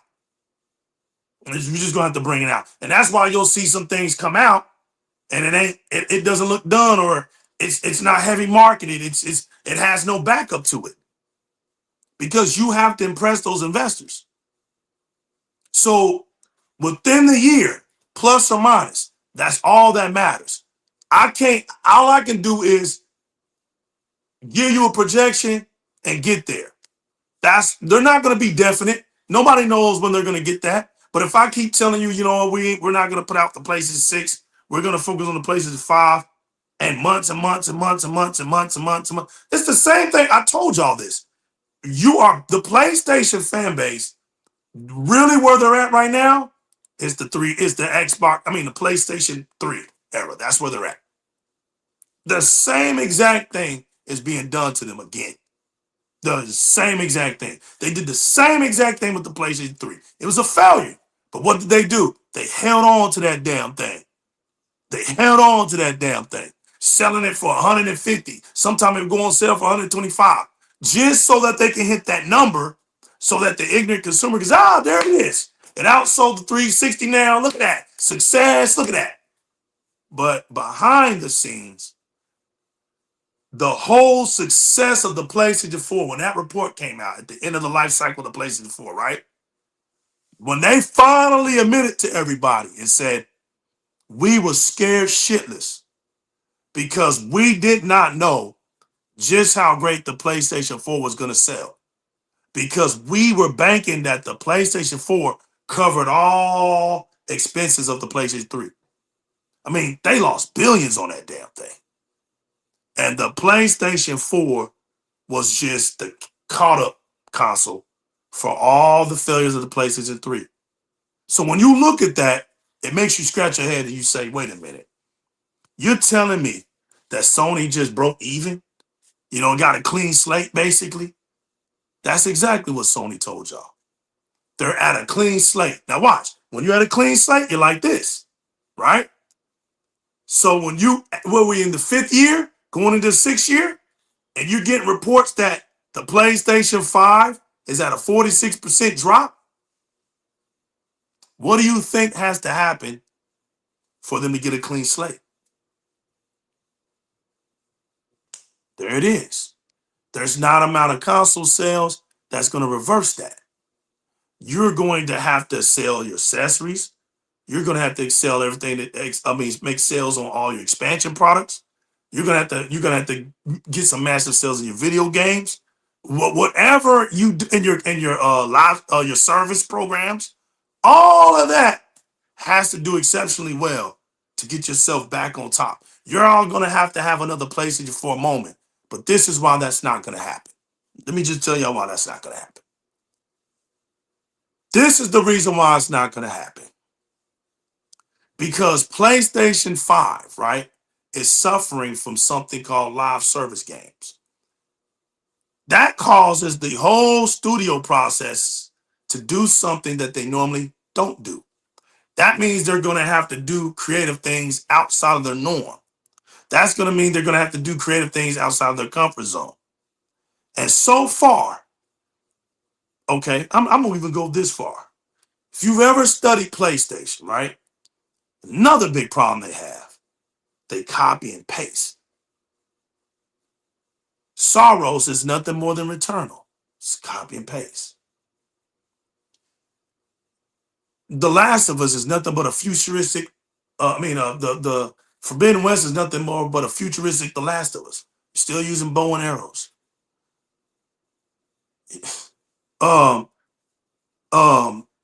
Uncharted, an adventure version of The Last of Us. There's no originality. So when they make a game like Concord, right? It flopped. Why? Because everybody said we don't want another Overwatch game. It's copy and paste, bro.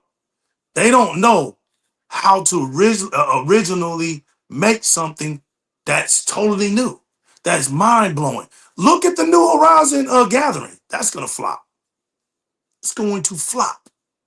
I don't even know why they're wasting their time with that game. And you know, they'll hear me say this. Oh, Legal's just a hater. I'm not a hater. I hate PlayStation, bro. I ain't never had it before. But I'm not. It doesn't mean I'm not hating on it. I'm not saying you having a PlayStation, you're a dumb gamer. I'm saying you're daydreaming and you're misguided in your false realities of what you have is an error. That game is going to flop. Just like Sorrows flop. Just like the other game before it flopped. And the game before that flopped. And the one that started the year off flop. Flop. You know what I'm saying? You can't make this stuff up. People don't want truth. You have to, when gaming, you have to showcase. If you don't want people feeling like your games are going to flop, you got to go out here and buy games. That's it. That game is going to flop because they have a track record of not playing these live service games. Let's stop acting like we don't know why the Helldivers 2 is still out here. Helldivers 2 is still out here because there's a stronger community on Xbox and PC. That's it. PC carried it. That's the only reason it's still out here. You look at Marathon, it's down about 6,000 players now. Just barely hanging on. And when Grand Theft Auto 6 came out, Marathon more than the donkeys too. And that's, you know, that just doesn't get more sad. It just doesn't get more sad than that. And then you got Xbox gamers playing that game more than donkeys. This is pathetic sad.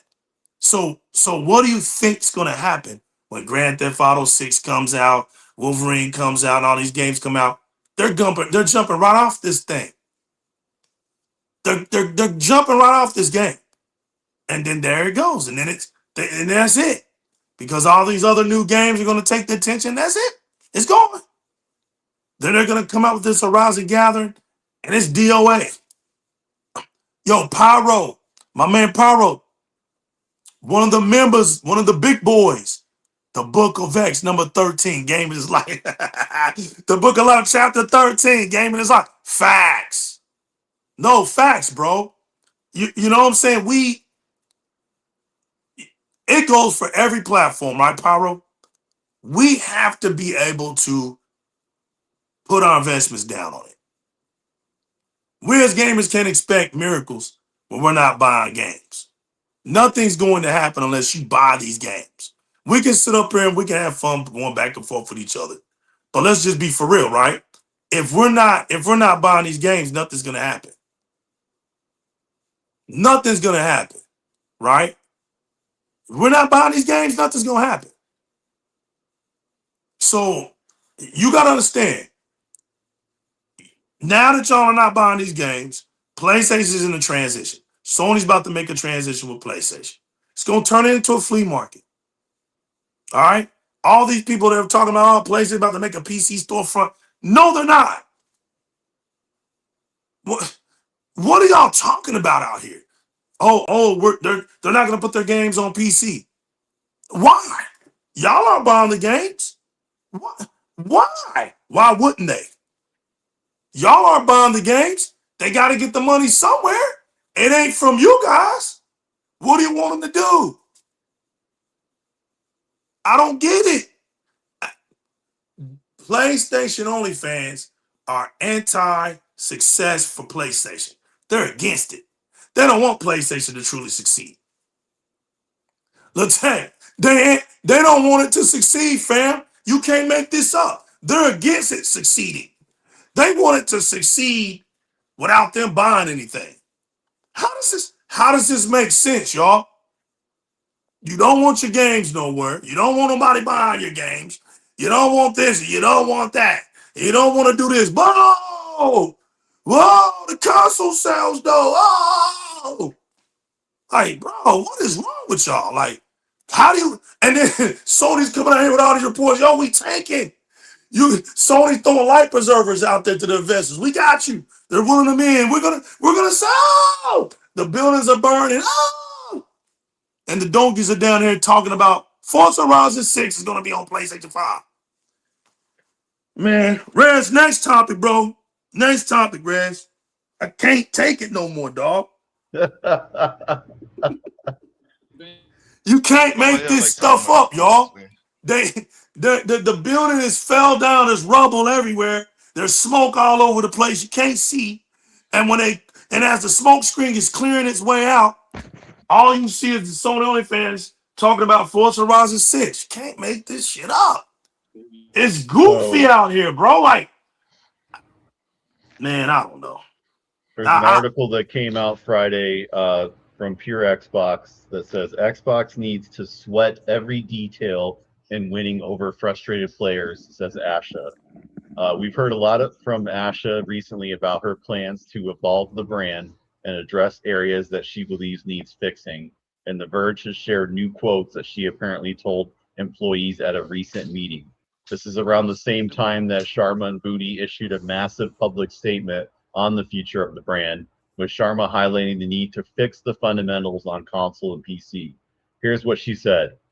Players are frustrated with us. They feel like we haven't updated our console enough. They feel like our PC presence isn't very strong. We're going to start by restoring our core. We have to fix the fundamentals on console and PC. We have to sweat every single detail and every single part of the experience to get to fun much faster and make it simpler. Later in the conversation, she also indicated a desire to focus on players coming back every single day, pointing out that Xbox already has great games and a great platform, but that the team needs to execute really well on a 4-point plan. That plan being broken down into hardware, content, experience, and services. The only other notable thing to report is she's going to reevaluate Xbox's approach to exclusivity, which we talked about on the last show. She's evaluating a range of options for Xbox exclusive games, but isn't ready to commit to anything yet. She also said that she doesn't want to rush anything. So that's great news. It just goes to show more and more that they know they need to change a lot of the core things about themselves, about the company. They need to stick to 4 new principles, which are very important principles. I think they nailed on the head there with the hardware, content, experiences, and services. That's what it's all about. That is the secret sauce to gaming, and I feel like they're hitting all the right beats here, and it just goes to show that Ash's leadership is speaking volumes already, and I think this is another showing that basically she understands where we're coming from and what we are frustrated with, and she plans on fixing it. So more great news for Xbox. We also saw the new achievement system get pushed out, and there's going to be more improvements to the achievement system. There's also going to be potential changes to the dashboard as well. Official Xbox dashboard mock-up hints at potential changes across console, PC, and mobile. This was from Pure Xbox the same day as well. This was reported first by Tom Warren over at The Verge. He pointed out that the presentation included a consistent experience showing off the Xbox dashboard across multiple devices, complete with changes to the UI for each of them. Here's a bit of what Jason Ronald said during the presentation. As a player, if I choose to move between screens, I shouldn't have to learn new user interfaces just based on the screen that I'm on. That doesn't mean you're going to have that exact same user experience, because we think about things like screen size and input modalities, but this is really designed around a consistent, familiar, distinctly Xbox experience wherever you choose to play. So again, more of those changes, more of that direction Asha is talking about with console experience. I mean, come on, what else is there more to be talked about here? More and more changes from Xbox in good ways. I feel like they've been firing on all cylinders lately, and this is more evidence, more signs that they're listening and that they're putting the changes forward. And bring it on, because always something new and exciting to talk about. I am looking forward to different UI changes, like the Xbox logo, the boot up, all of that is getting a revamp, a fresh coat of paint, more and more ways to enhance the user experience, and more things for Xbox gamers to look forward to. So those are the other 2 bits of news that came out this week. What do you think, Famo? I think it's fantastic. I'm out here messing with the Mighty Chat Pack community, man. They on fire today, bro. They on fire. I'm doing all kinds of salutes, man, representing everybody that's new that comes in here that we haven't seen around our blocks, man. We just want to say thank y'all for coming in to support the channel. Thank y'all for being a part of the chat. Building. Chris Bomb is in the building. I see my General 30 below in the building. I see everybody. We see everybody. We just want to say thanks to everybody. No, I think it's great news. I think so far so good. I told you this. I'm not going to jump in the water with you guys. I'm sitting on the plank until the E-Day comes out. After E-Day, you will know if I jump off. I'm going head first and dive in there with y'all. Thank you. But until I'm telling you, man. Realist. I'm telling you, man. I'm not doing it until it happens. Until I see something popping off. Yeah, I gotta see something. Sear 6028 says the devs are allowed to impersonalize the store on Xbox for their games. Oh, really? Okay, that's even cool. That's cool. That's giving them creative power. Okay, I didn't know that. I like the new dynamic Xbox logo. Little things like that. Get your community going. Get people talking about the little things, and then hit them with the big things. Like I said, for me, honestly, for me, it's hard to make me believe, right? I'm serious, y'all. I'm gonna do this again. You got Fallout. You got Forza Horizon, Overwatch, Sea of Thieves, Call of Duty, Minecraft, Diablo. Am I missing any other ones? Help me. Oh, damn, they even got Starfield over there now. You can't, but I'm gonna take Starfield off of that because it's not live service. Just off the fact that you say Minecraft, Fallout, Call of Duty, Overwatch, right? Nobody can make me think that Microsoft is in need of money. Xbox needs money.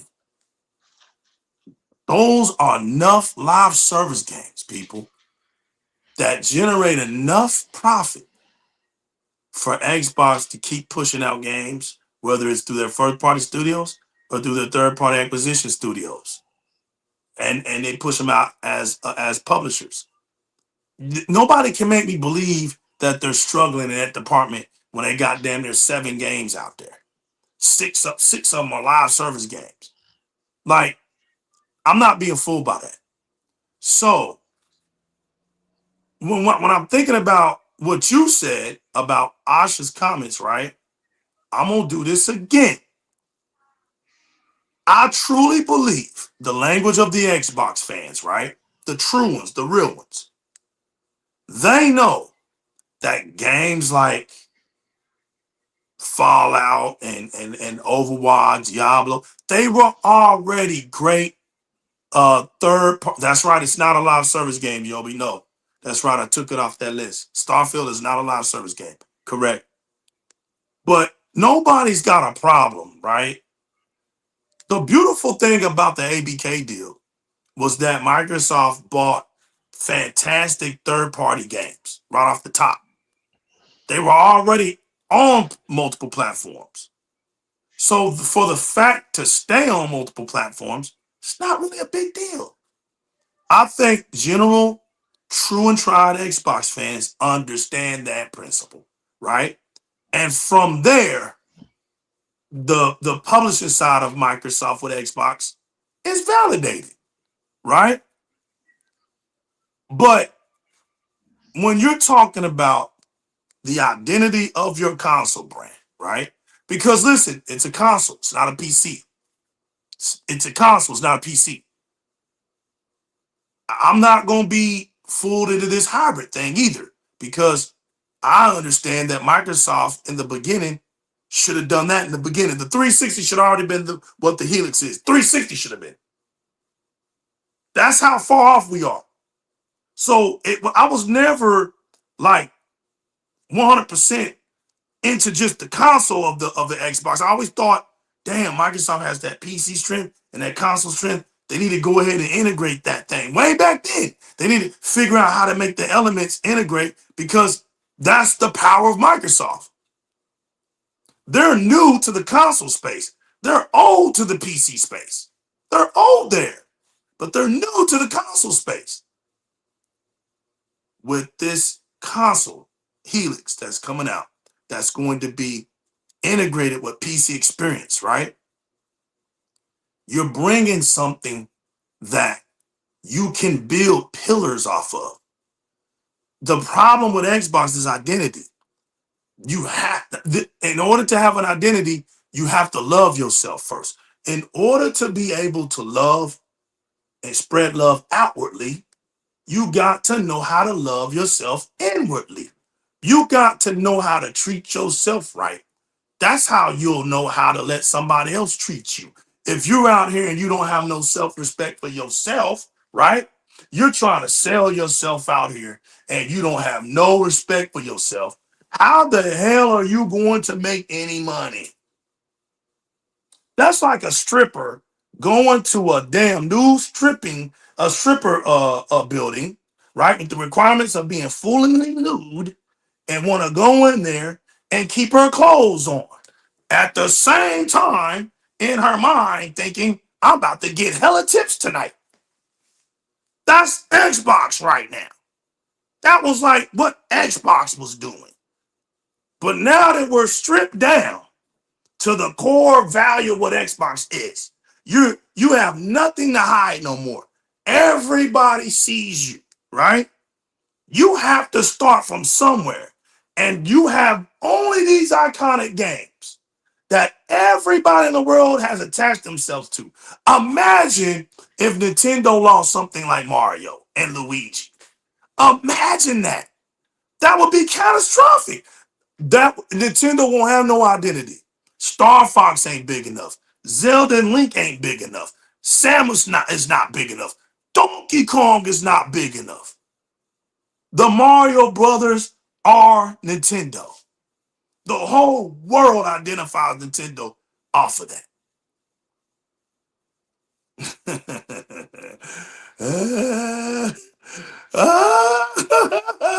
Well, yeah, that's right. Hey, yo, realist, hold on. Right here. Facts. You gotta love yourself a little bit, right? You gotta love yourself, realist. Hey, everybody wants to go in and get themselves cleaned up, you know what I'm saying, and come outside and feel good, right? Because when you look good, you feel good, right? So Xbox, you gotta look good. And how you look good is the games that made you look good. They got to be taken care of. You got to get these devs in here, and they got to get to rethinking, re-strategizing, come up with some great stories, get those graphics popping out, put all that technology in them games that nowhere else does that at. This is about experiences. What made Xbox experience? What made us Xbox gamers? Well, this is the damn experience we got from Xbox. Had nothing to do with nothing else. It had nothing to do with console sales. Because Xbox ain't outsell nothing. But those games it had made blackouts in America. Blackouts. You go and you look at documentaries, there's no documentary for no damn PlayStation game. You go on YouTube right now, man, and they got documentaries on these Xbox games. Because these Xbox games are just bananas when they're done right. You don't get these experiences anywhere else. Those are the things that you grow your brand on. You keep that identity there. You are a major publisher. We understand that. But your core audience has to be cared for. You got to understand why you here. Because you lose them, that's it. You don't have nothing. These multi-platform people out here that's running their mouth about your games, they don't carry no weight. They don't carry the weight for Xbox. Cygnus out here talking about Forza Horizon, he ain't carrying no weight for Xbox. In his heart, he wants Wolverine. In his heart, he wants Grand Theft Auto 6. He's just out there talking about Forza Horizon 6 because he's looking in that bag for that brag, realist. He looking down in there. What can I come out of here and say something to the Xbox community? Because I ain't got no games to play. Misery loves company, Dolomite. I'm in this bag trying to find a brag. I'm in the bag trying to find a brag. So I got to say something like, the dev said it's a blessing that Forza, bro, it's a blessing for anybody to make money. But guess what? Those devs have a boss. So it ain't about what the devs say. The money that's being made on PlayStation is nowhere like the money that's being made on Xbox for Forza Horizon. That's facts. That's facts. Forza Horizon don't come on PlayStation. It's not like Forza Horizon is fixing to go broke no time soon. No time soon. None of our games are. They talked about why Infinite failed. Infinite failed for its lack of creativity in the multiplayer. But guess what? Guess what, people, ladies and gentlemen? You go on your Xbox right now, and you go down that top 20 list, the Master Chief Collection is in there. Oh, you want to see where the Halo fans are at? There were Halo 1, 2, 3, and 4 at. Because they built that community. You see what I'm saying? They built that community. They're going to go where they were heard at. They're staying over there because when they were over there, their voices were being heard. Everything that's going on in that Master Chief Collection was built from the core fans. It's the same thing what happened to Gears of War. The same damn thing. And that's why the Gears of War multiplayer aspects had to be changed. You don't rely on Cygnus for Gears of War. You don't rely on him. He knows nothing about that type of smoke. He knows nothing about that. All people like Cygnus is gonna do is look in that bag and oh, guess what? We got Gears of War Reloaded on the PlayStation 5. That's all he's gonna do. He's just looking for the brag. But if you rely on him, if you rely on him for success, then you're gonna tank your brand. It's simple. If you're looking for the new legal to go out here and buy Soros, I'm going to tank your brand. If you're looking for the new legal to go buy an Uncharted, I'm going to tank your brand. You're looking for me to go for that, I'm going to tank your brand. You look for me onto the tank your brand. You're not going to build your success off of me. You got to build your success off of them core nutty fans that believe in everything that you make is awesome. It's a 10 out of 10. I gotta go buy it. That's how you build. And then you make your little peripherals, these little nice end controllers or, a skin or some microtransactions and all this other stuff that you can do. There's your income. Because your income should always be more than your fan base. Everybody knows that. So who cares, right? You go study Apple. Go study them. Go study them. Apple's first thing is their core audience. You want to know why? Because that core audience buys the right now, they're trying to get me to get the tablet and the watch for little over nothing. Because you know why? They're betting on me in the future. If I get that tablet now, guess what? Realist, I'm going to have that tablet right now. I'm going to fall in love with that tablet. And on down the years, I'm going to get that next tablet. See, Apple ain't worrying about so much the now. They're looking like, man, 5 or 7 more years, the legal, we're going to get them with that new tablet. We're going to get that next technology tablet. Because technology moves in years. They're going to get me later on down that road because he loved that tablet. We got him in the game. Xbox has to think the same way. Stop worrying about, if they don't come right now. Make them come later. Believe in your craft. Put magical things out there. And one thing that I like about Asha, she is not waiting around. She is not waiting. There is no more time, right? Hey, Apollo Creed to Rocky Balboa. There is no tomorrow. Right? I keep telling, hey, there's no easy way out. There's no shortcuts home. We're going to do this Xbox. Go get in that ring and knock out Clubber Lang. Go get in that ring and knock out Ivan Drago. Get in those rings and go fight. Ain't nobody, this is boxing. Ain't nobody walking in that ring, bro, and throwing up that towel. You don't, hey, the contract is you got to fight. You don't get that money just walking to the ring and then walking right back out. Ask big homie that did that with Mike Tyson. He walked out. He quit on his own. You can't quit on your own. There has to be legitimate reasons why they stopped the fight. That's all in the paperwork. You don't get that prize money if you do that. You can't throw in the towel, Towers Reed. We still here, then you fight. We heard Satya. If we're going to compete. That's competition. Okay, let's compete. We heard that, and we still don't see it. What we talking about, compete? Nobody's competing with you. You're the #1 publisher in the world. What are we talking about? Microsoft is #5 overall. PlayStation's #21. What are we talking about, compete? And Nintendo's nowhere to be found. What are we talking about, compete? What are we talking about? You're already there. Like Saudi want to compete though. Right. But what is he talking about? It don't make sense. He's talking What? about the same. Look, remember when I was telling y'all, we were like praising Phil, right? Praising Microsoft's moves. They're gonna make more money, this and that and the third. We know the little man does not like exclusives. Okay. I said, you know what? He's right. He's right, but the damage that it does to the platform, okay, that's still there.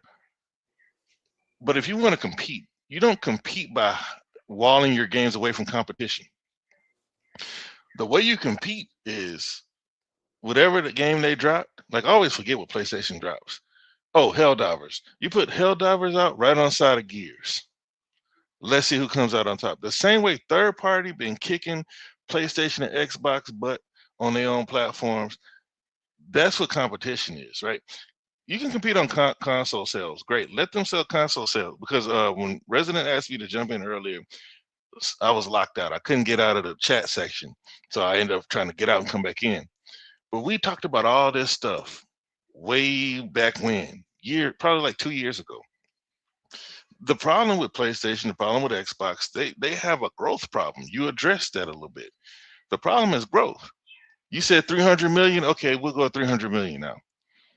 But there's never been a generation where everybody sold 100 million consoles. So it's always somewhere between 300 to 250 million. Where's the growth? Where's PlayStation's growth going to come from? Where's Xbox's growth going to come from?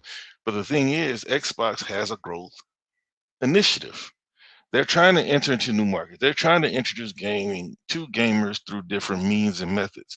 I got a PlayStation question only for you, has their brothers. console. Go ahead. I got a question for you because Go you ahead. said something great. I want you to cook because you ain't talked yet. Famo, if it's about putting the games as many people that you could possibly have, right? Mhm. Then why do we even care about anything? Then why do we not? Then what's the whole purpose of growing the Because brand if there's no brand that matters to grow? If it's all okay, about just putting, you see what I'm saying? well, when you say we, are you talking about you and I and people in the chat, us type of I'm talking people? about as far as how I'm talking about the company. Like you know when we Okay, talking about soccer, if you're right? Microsoft, if If we as it ain't Microsoft, PC talk, right? If it ain't, I can see that for PC, right? But I can't see that for console, right? okay, if we as Go ahead. Microsoft, we don't care. If we as Microsoft, we want our games to make as much money as they can. If we as Microsoft, if we as the console players, us people, the console warriors, we want our brand to win. We don't like it when PlayStation fans bring up console sales, but we have a counter to it. They make sense. We make sense. Yeah, because you can't argue the facts. The fact is they're on the verge of selling 100 million consoles again. Another fact is they're never going to double play Xbox's profits. They've never done it. Let's just say, like, if this is what people don't understand. If they say PlayStation sold 200 million consoles and Xbox sold 50 million, and the fact that you can't triple up or double up Xbox in profit, that makes your brand look worse. If you want to say that you sold 200 million consoles, but you can only move 100,000 units of Sorrows, I just put that number in my butt, but I wouldn't doubt that I'm on the money, right? It makes your platform look worse. That is a problem with their platform. They can't sell the games, right? Xbox does not have enough consoles to sell the games, but back when they were built on their games, Halo, Gears, and Forza, that's why people came to the platform. That's why they'll always have a base. That's why those games will never end. Can you please stop that? That's why those games will always be there. So that's why we care, be it Xbox or Microsoft and us. Look, if they put the games everywhere, what does that do for their platform? Because even though they're ready to push us all into the cloud. They're ready for the next generation. They're ready to beam us up, right? They want us all into the cloud. What incentive do people have to roll over into your cloud? See, they're not thinking this thing long term. It's all short term wins. They've made more money being multi-plat, which was common sense. But if you have a cloud, PlayStation has a cloud, whether they're on Azure or Amazon or Google, people on PlayStation are more than likely going to move over to PlayStation's cloud. So if you can't establish your base now, why would people magically just come to you? NVIDIA customers are going to NVIDIA cloud if they're going to be on the cloud, right? you have to have them now before they move. Once you give them nothing tangible to have, so this is where they need to start. They need to start at the bedrock. They need to go back to the basics. What her fundamentals are, I don't know what that means. I know what business fundamentals are, but as far as I'm concerned, as a gamer, the console fundamentals are great exclusives, great customer awareness, great visibility out there in Hey the guys, I gotta marketplace. go. But All you right, guys man. ended up here. All right, man. Hey, we appreciate you. Hey, Rez, be safe on the road, brother. Thank you, man. Are you rolling? Oh, it is Mother's Day. But as far as I'm Happy concerned, Mother's Day those, to all the mothers out there. yep. But as far as I'm concerned, that's what the fundamentals are for consoles, and they haven't been doing a good job of that. They haven't done a good enough job of addressing the core consumers, the core consumer concerns, because we always said we're not enough. Jim Ryan tried to take that same attitude. The difference in the Xbox and PlayStation is still Kleenex.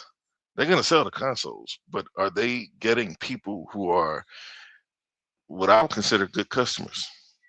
People are buying these consoles. Like even the hardcore PlayStation fans on social media are hyping up Grand Theft Auto more than Soros. Like why aren't they as hype about Soros? They don't even talk about Wolverine enough. That's PlayStation's problem.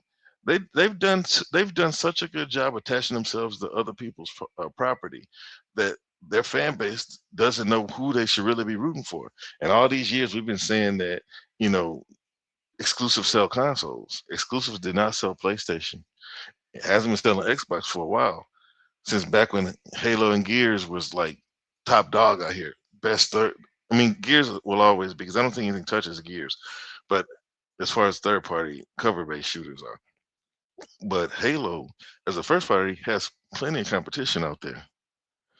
But yeah, there's a growth problem. That's the biggest problem. They need more gamers. These gamers, to me, are lost. When you look at the most played games, we can't argue that.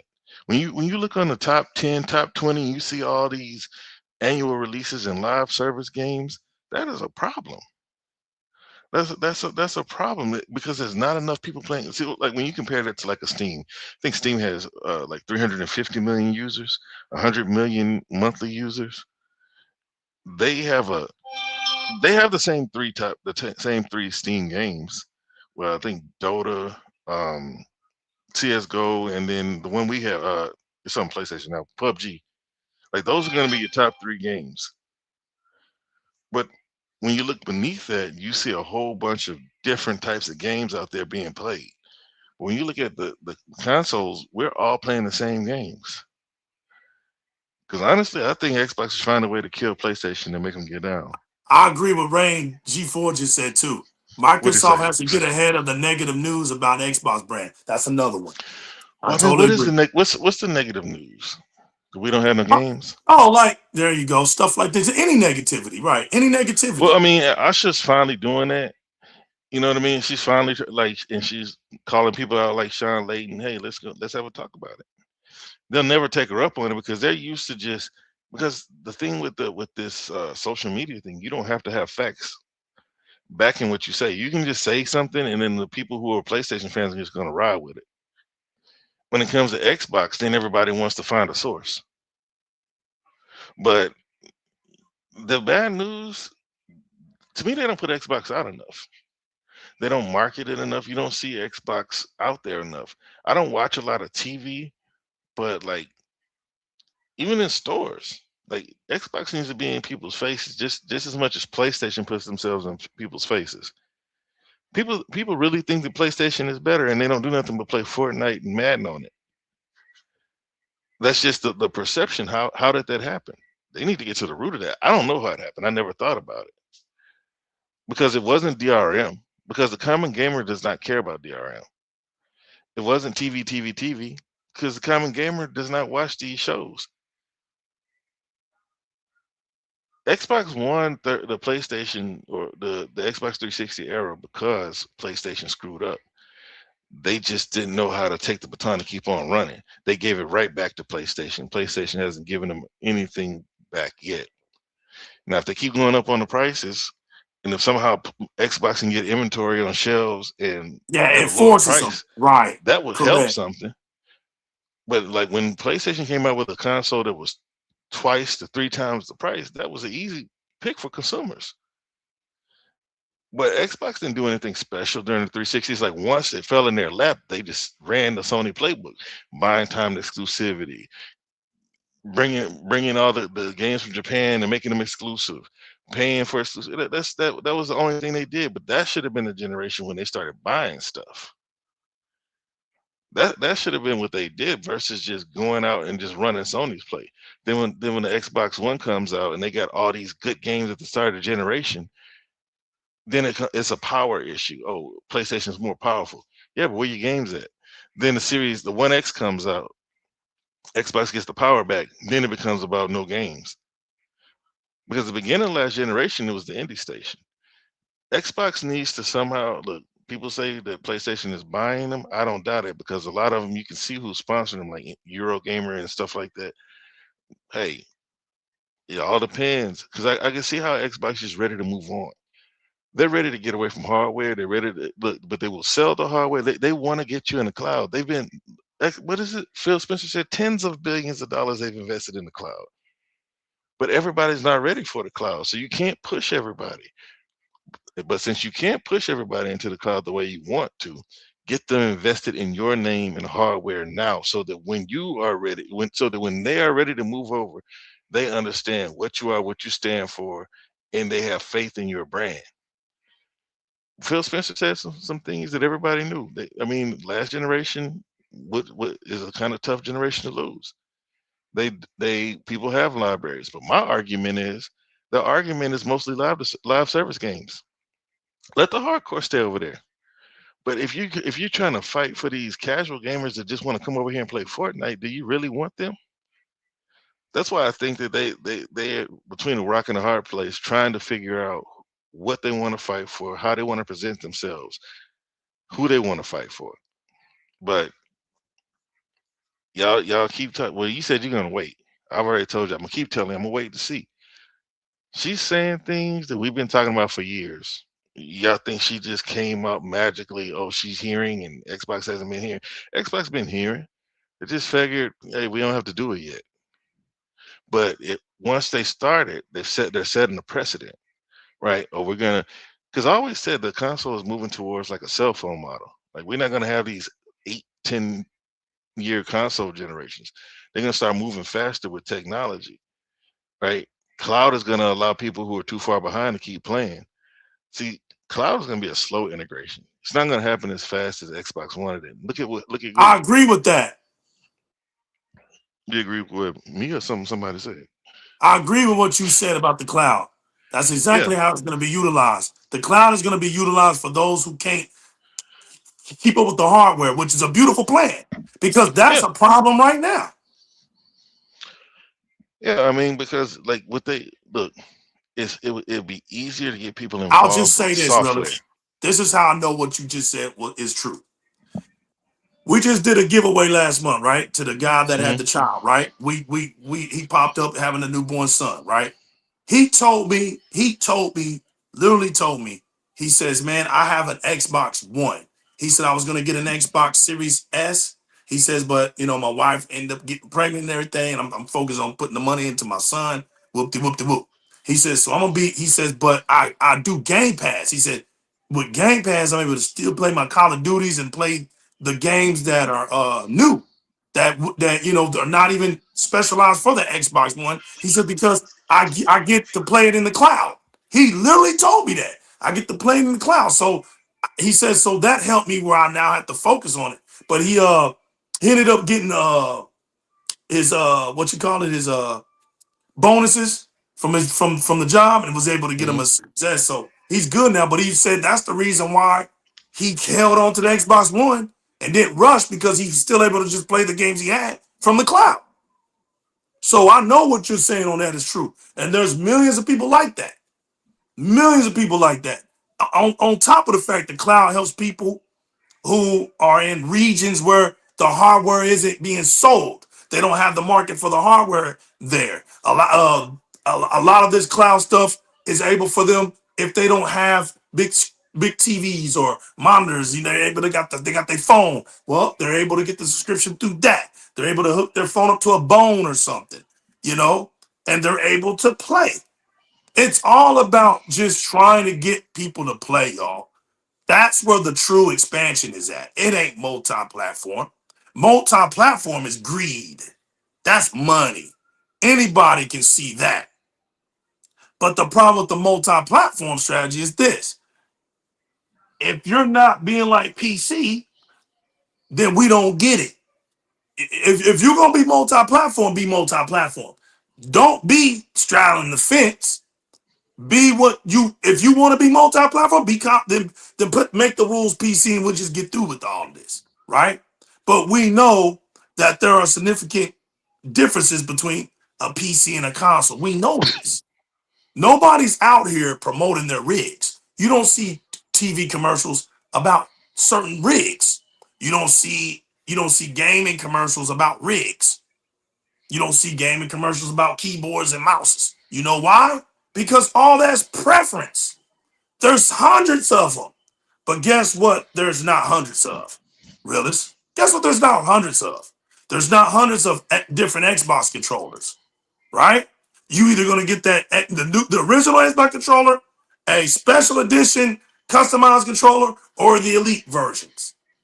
All the other ones are third party. That's it. You don't have hundreds of different versions of Xbox controllers. I'm talking about from Microsoft. You don't have hundreds of different versions of PlayStation controllers or hundreds of different versions of Nintendo controllers. So everything is squeezed in when we talk about consoles. Everything comes down to a brand when we talk about consoles. The Xbox has a logo brand to it. Everybody knows the circle with the X in it. That's Xbox. They don't even have to say Xbox. See, PlayStation doesn't have an emblem, realist. Now we're gonna really get this smoke. Look, realist, what did we talk about when we first met each other? When we talked about businesses. The businesses that are Leviathans are the ones who have symbols that do the talking. Mm-hmm. You look at the word Samsung as a whole. Samsung as a whole sells you something. When you look at Apple, they don't have to say Apple. You see the logo, it's gonna sell something. When you see the Windows logo, it's gonna sell something. If your brand, right? There's a difference in the Leviathan world. The Samsung is in its beautiful splendor is not a Leviathan. It's just a very, very successful company. Same with TCL, same with LG, right? But think about it. LG actually has a logo. Everybody knows what it looks like.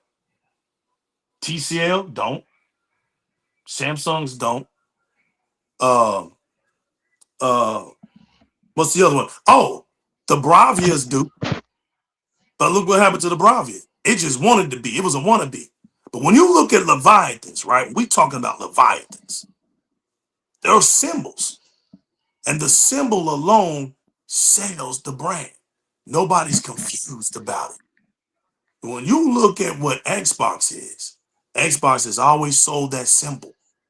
You have to put out the play. You have to abbreviate for PlayStation. PS1, PS2, PS3, PS. It has to be abbreviated. You don't even have to say the word Xbox. All you gotta do is put the brand out there.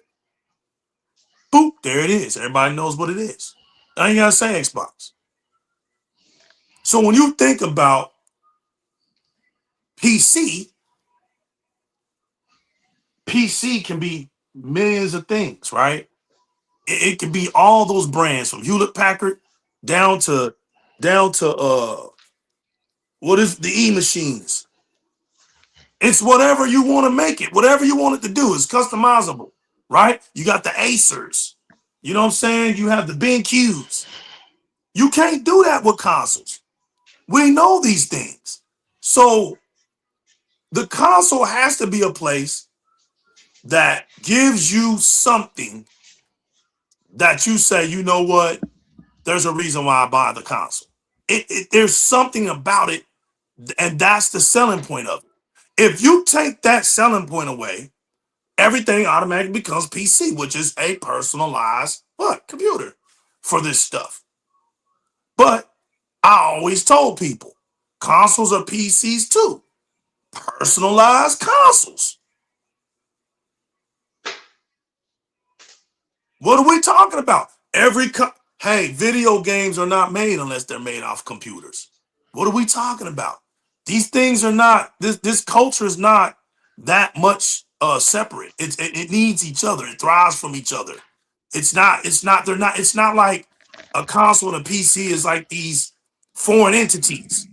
It's just an optimization situation. It's a locked in situation when the other one is open. Another multimedia purposes, customized purposes. The other one is a locked in specified purpose. That's it. You get the specs for a console right out the gate. You know that's all it can do. It can't go no more. But with your PC, hey man, it's how much money you want to put into it. I can change that up. You know, if I wanted to do this and this, well, let me go get this and put this in there, put this in there, and change it up. Can't do that with consoles. So, you know, it's just it at the end of the day, as we conclude this show and say thanks to everybody that came out. At the end of the day, y'all, it's gonna come down to which brand again has the core audience again that are buying their games again. All these other distractions, all this other stuff is not going to matter, Crispy Bomb, right? You can put your games over somewhere and you can think that looks attractive. But we already see they're not buying your games. Forza Horizon 5 is just the exception. They're not buying our games. Just like if you put the PlayStation games over here. We're not buying them like that. We're not going to buy them like that. They are over here, okay, they're over here. We know why we like Xbox, we're going to be playing them games. So it's like, to me, realist, and I'm going to be honest while we're getting up out of here, right? When I see that, you know, let's just do this openly and just let's just throw our stuff everywhere, throw our library everywhere. To me, that's like the easy way out for me. And then we wonder why our games are mid.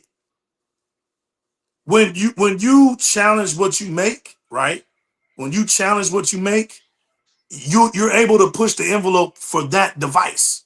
You're able to showcase it. I think today consoles are not being properly showcased. Do I think PlayStation can't make an outstanding, beautiful knockout game realist? Of course I do. Of course, I know you believe that. I know everybody believes that they can. The problem is everybody's rushed. Everybody's got to get this game out. And we don't really get to see the true value of what we buy, no matter what platform you're getting it from. And I think right now, Xbox has the best chance of taking over that space right there and saying, you know what, okay, look, reevaluate, we're gonna cook. That's why I know, realist, that Blade game is going to be something astronomical, bro. You think so? Because when they said, hey guys, when that guy got on that stage, he says, look, we are going to cook this game. We got the green light to do something special, because he said, hey, we went into Marvel, let us get this game. This is why, see, there's certain games, we're not tripping, I keep saying that, but there's certain games that you highlight your console for. Blade is the other one. Blade is that one. We need to be looking at Blade like, man, have you played Blade, bro? You know what I'm saying? And the significant value of Blade in the history of Marvel was when Wesley Snipes came into the movie scene and saved Marvel. It's bigger than this. You're looking at something that has a history. You make that keep going. You carry that, keep that. Be astounded by that history. Make something so prolific where they say, damn, Xbox made that the best Marvel game yet, bro. Set that standard. Then the next Spider-Man game might come out on PlayStation and blow everybody's brains away. But there's nothing. Everybody's being rushed. There's nobody's blown away. We got a new game. Okay, whoop-de-doo. These games all look like what we are used to seeing. It's nothing blowing us out the frame. We get a game like Cyberpunk, and we can't get a game like that no more. We get a game like Claire Obscure Expedition 33. We can't get a game like that no more. There's no consistency. We only gotta have you get a game like Elden Ring. That's it. Blue Moon, man. We were just happened to be in the studio when a full moon happened, y'all. It just had to be the right conditions to make a beautiful, mind-blowing game. Come on, y'all. Like, those days have to end. We got to give these devs the time, the space, and the opportunity. And we gotta believe in the platforms that we create, right? And build upon what we're creating. So to give the consumer a righteous thought on why they even buy the damn thing in the first place. That's the problem, realist. Nobody wants to admit to it. People just buying things in hopes. But you seeing it now. Now that Xbox is starting to look good out here, we're seeing more and more people showing posts of them buying an Xbox. It's already working. The common sense of it is already working. The consumer's gonna go where you showed that you're doing something better, and people are like, you know what? At the end of the day, man, Sony's flopping on this price. Like, I'm not paying. I'm a PlayStation fan through and through, but that shit ain't worth that. You know what? This Xbox Series X, I've been paying attention. They got them games. They putting it down upon the ground. You know what, man? I'm finna sell my PlayStation 5. I'm finna give me a Xbox Series X. You're seeing it. And to realist point, y'all, they got to seize on that. They can't look at that lightly because you are getting new converts.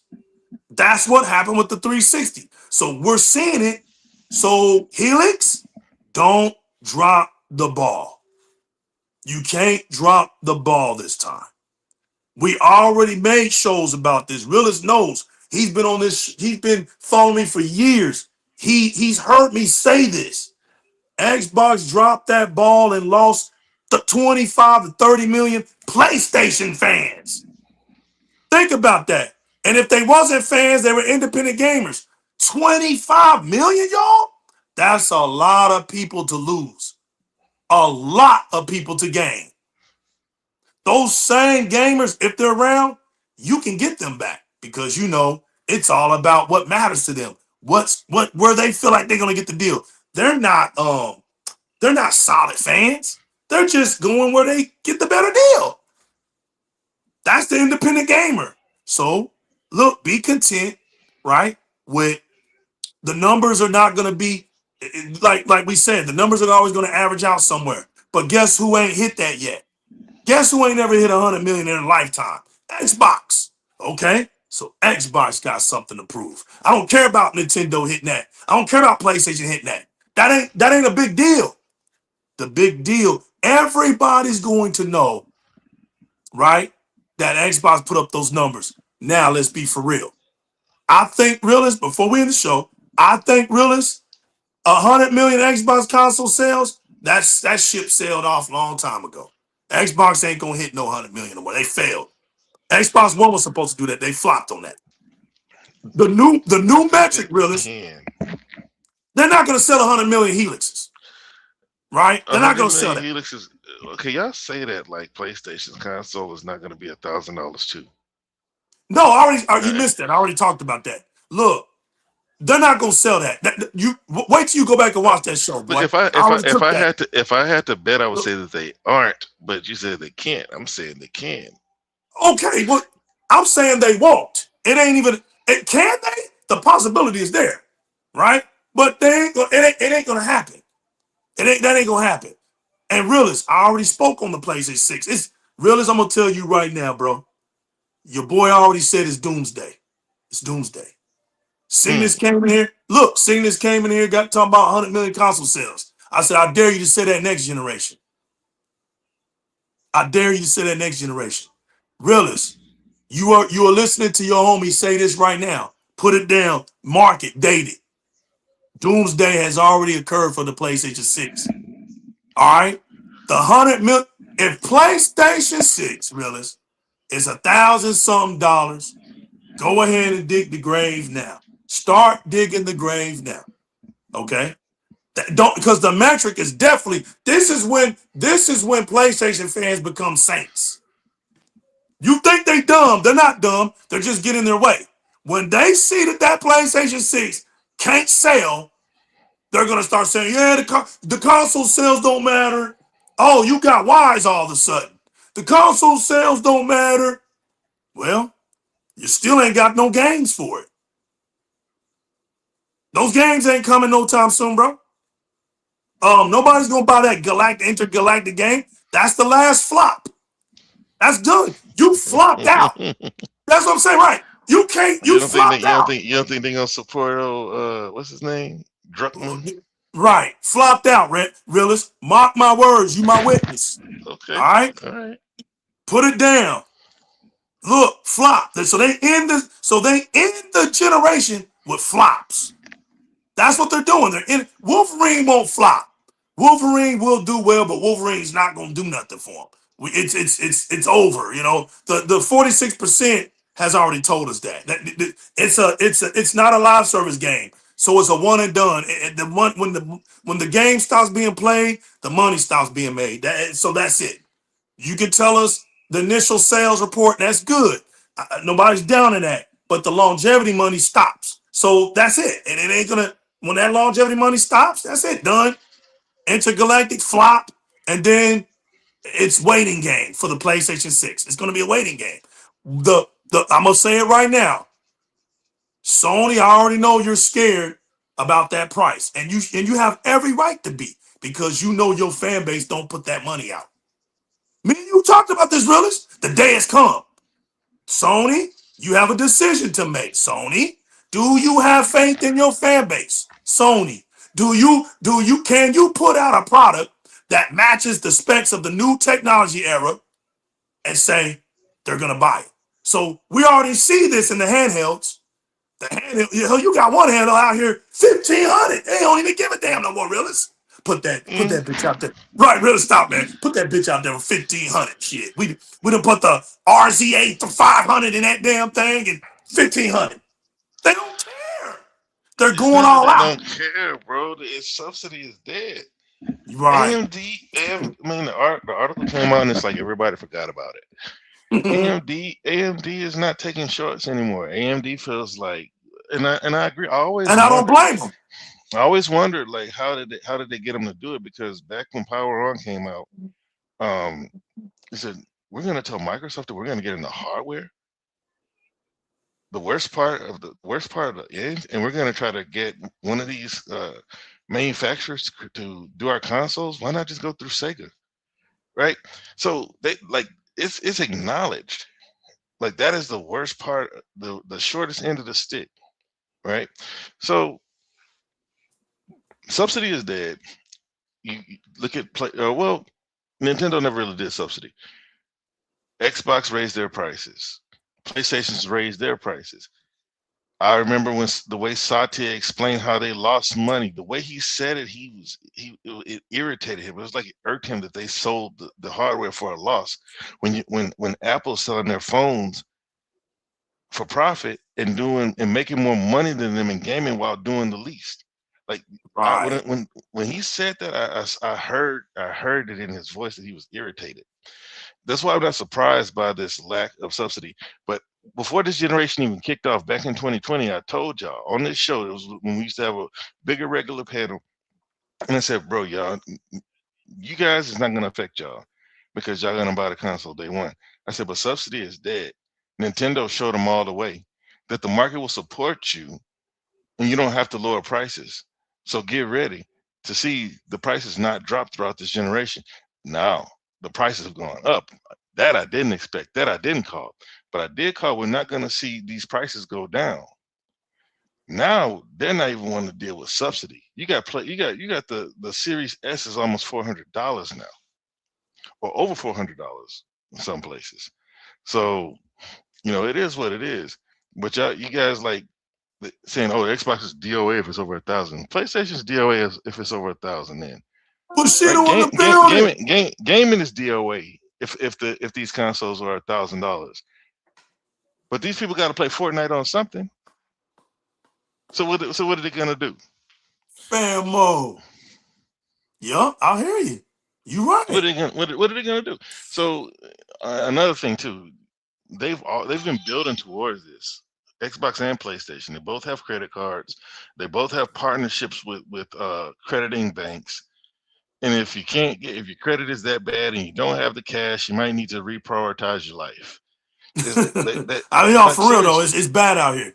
seriously, it is. I'm not. because I've people always have said I'm been not gonna water complaining that about down. The people only great always thing about complaining. next generation, frauds are eliminated.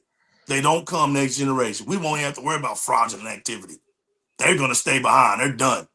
It's gonna be too expensive for frauds. So all these pretenders and everything, it's gonna be a better day next generation. We won't have that many fraudulent activity out here.